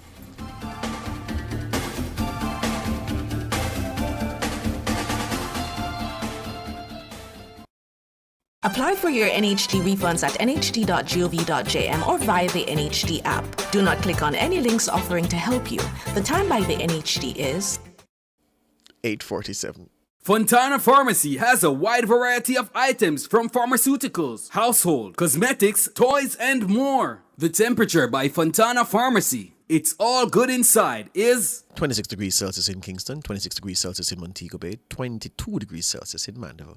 Are you equipped to protect your organization from financial crime? The University of the Commonwealth Caribbean, in partnership with the Anti-Money Laundering and Financial Crimes Institute, is offering internationally recognized certifications in anti-money laundering, improved compliance with certifications in FCPA, fraud risk management, countering the financing of terrorism, and more. Visit www.ucc.edu.jm or call 876-906-3214 for more information. Revamp your space with Unique Living sleek fixed and sliding shower panels, shower systems and faucets, stylish vanities, LED and non-LED mirrors, basins and kitchen sinks, closet and storage solutions, hanging aids, and more. Available in different finishes and sizes to match your style. Transform your space and visit us today at shop number 6, 30 Dunrobin Avenue, Kingston 10. Call us at 876-755-3661 or visit our website at uniquelivingja.com to shop. Jamaica, let's spread the word around to let the world know that we are proud to be one republic. We on the road to republic. Well then, let's propel we nation moving forward in a new direction. True independence, that's the projection. No more dependency, it's the best plan. Yes, we know what's best for us, cause we want we country prosperous. So make we just pull together as the general public while on the road to republic. Jamaica, let's spread the word around to let the world know that we are proud to be one republic. We on the road to republic. A message from the Ministry of Legal and Constitutional Affairs. We on the road to republic. Enough power tool, big to small. Jackama figure dig the wall. Our Total Tools. Beat walker figure trim the lawn. We have everything a job demand. Total Tools. We rent them, sell them and fix them. Also give Total Tools a call. When I say home improvement, landscape construction, a Total Tools are your option. Home improvement, landscape construction, Total Tools are your option. Total Tools, located at 102 Main Street, Ocho Rios, 34 Slipe Road, Kingston. And lot C6 Jacksaw, Sentence Bay. Call us today. Best dressed chicken Vienna sausages with no antibiotics. Everything you want in a tin. Nothing you don't want can't find in a it. Take a look at the best value. Where you cook Vienna me a look. Only the best around. Only the best around. Only the best dress, best taste, best value, best place, best dress. Yeah, Vienna, best dressed chicken Vienna sausages ever. 100% chicken, straight Jamaican I eat. The Birthday Club is brought to you by Burger King, the best tasting burger under the sun.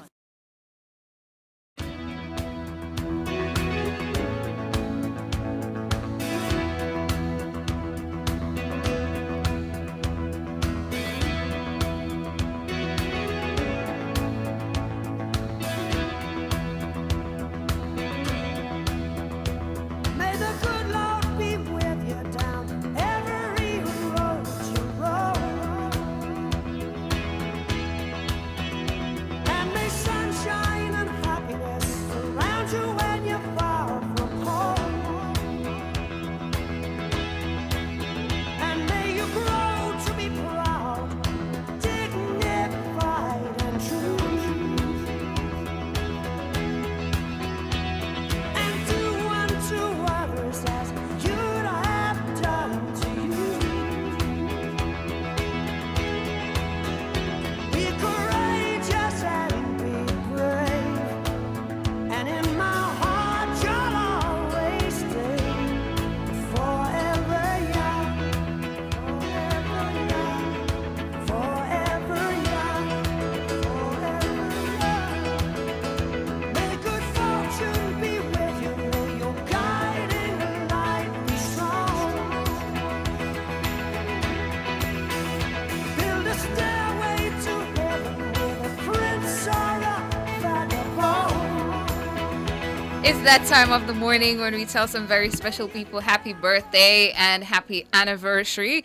Happy birthday going out to our friends on Facebook, Shanique Cohen, Natasha McCullough Davis, Debbie Newton. Happy birthday to you. Happy birthday as well to Chosen Christian, Tamara Roden, Sharnett Chin. It's your birthday. Happy birthday as well to Vivalyn Satchel Silvera. Happy birthday. Hope you have a wonderful day. Happy birthday greetings as well. Well, this is a belated birthday greeting. Special belated birthday greeting to Mr. Kayshawn Harris of LMH Publishing. Your birthday was yesterday, Sunday, January 19. Belated birthday greetings to you, a father, husband, son, and one of the Caribbean's best authors, and also one of the best dressed men. Hoping your day was filled with joy and happiness. Your LMH family wishes for you continued success and growth. We love you, Kayshawn. Happy birthday to you, or belated birthday greetings to you. Hope you had a good one. And this one, a VIB, a very, very important birthday here. The message to you today, I take a moment to honor our incredible daughter, the beautiful pearl in our oyster, a ray of sunshine. You, my love, make each day better than the day before. As we celebrate this extra special moment in time, we want you to know that you're loved and you're a blessing. We wish all the love, success, and happiness for you. May your dreams soar to new heights. God's continued blessings for you. Happiest of birthdays to Morgan Lee Miller. Today is Morgan's birthday. Buckets of love from your mom, Lizette, and Christopher, your dad. The wind beneath your wings. Top girl, Morgan. Yeah, Top girl. Yeah. And there's a song, Jermaine, that I want you to play for Morgan. Young, Forever Young. Oh, that's what you were playing. I didn't even realize. Happy birthday, Morgan. Hope you have an amazing day. Greetings coming as well from your NNN fam bam. Over on YouTube quickly.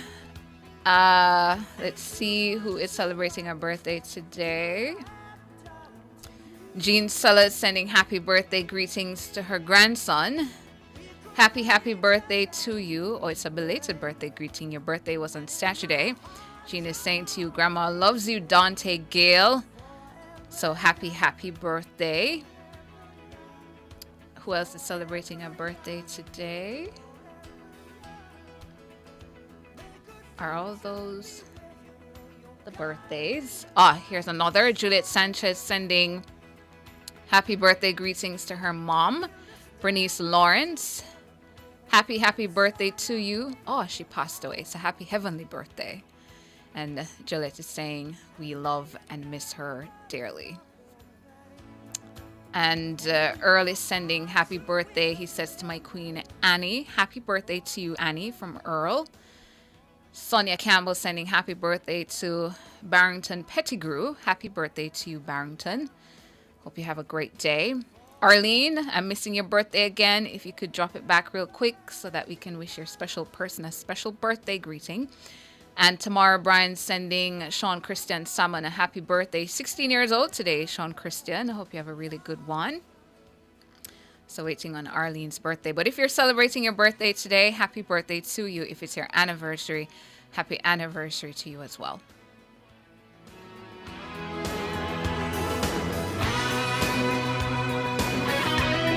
The Birthday Club was brought to you by Burger King, the best tasting burger under the sun.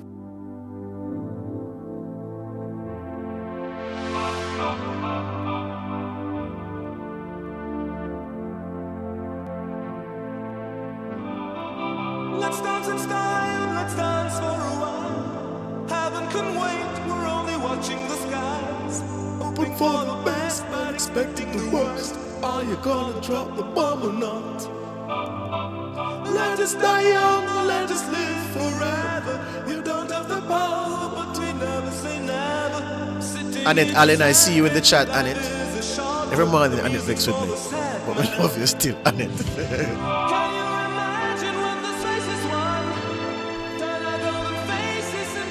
Roy McLean sending happy birthday greetings to Sister Annette in Montego Bay.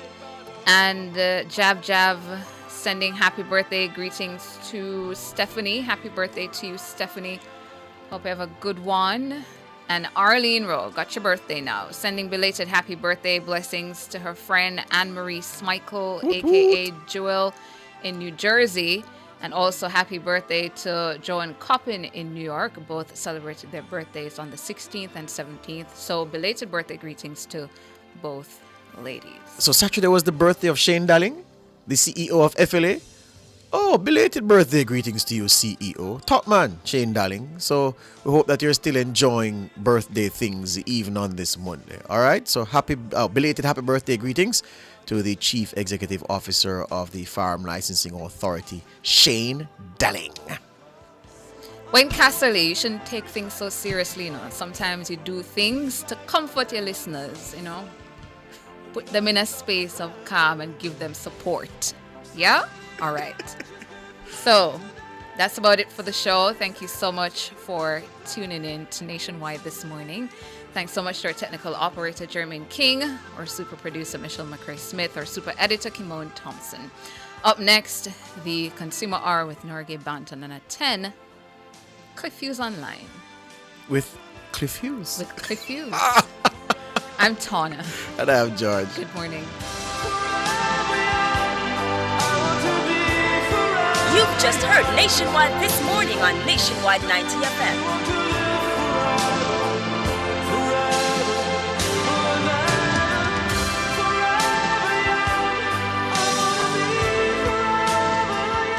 Fearless and fair. Nationwide 90 FM. Talking about transportation, transporting the past, the present, and the future generation. Whether taxi, private vehicle, or bike, your two bicycle.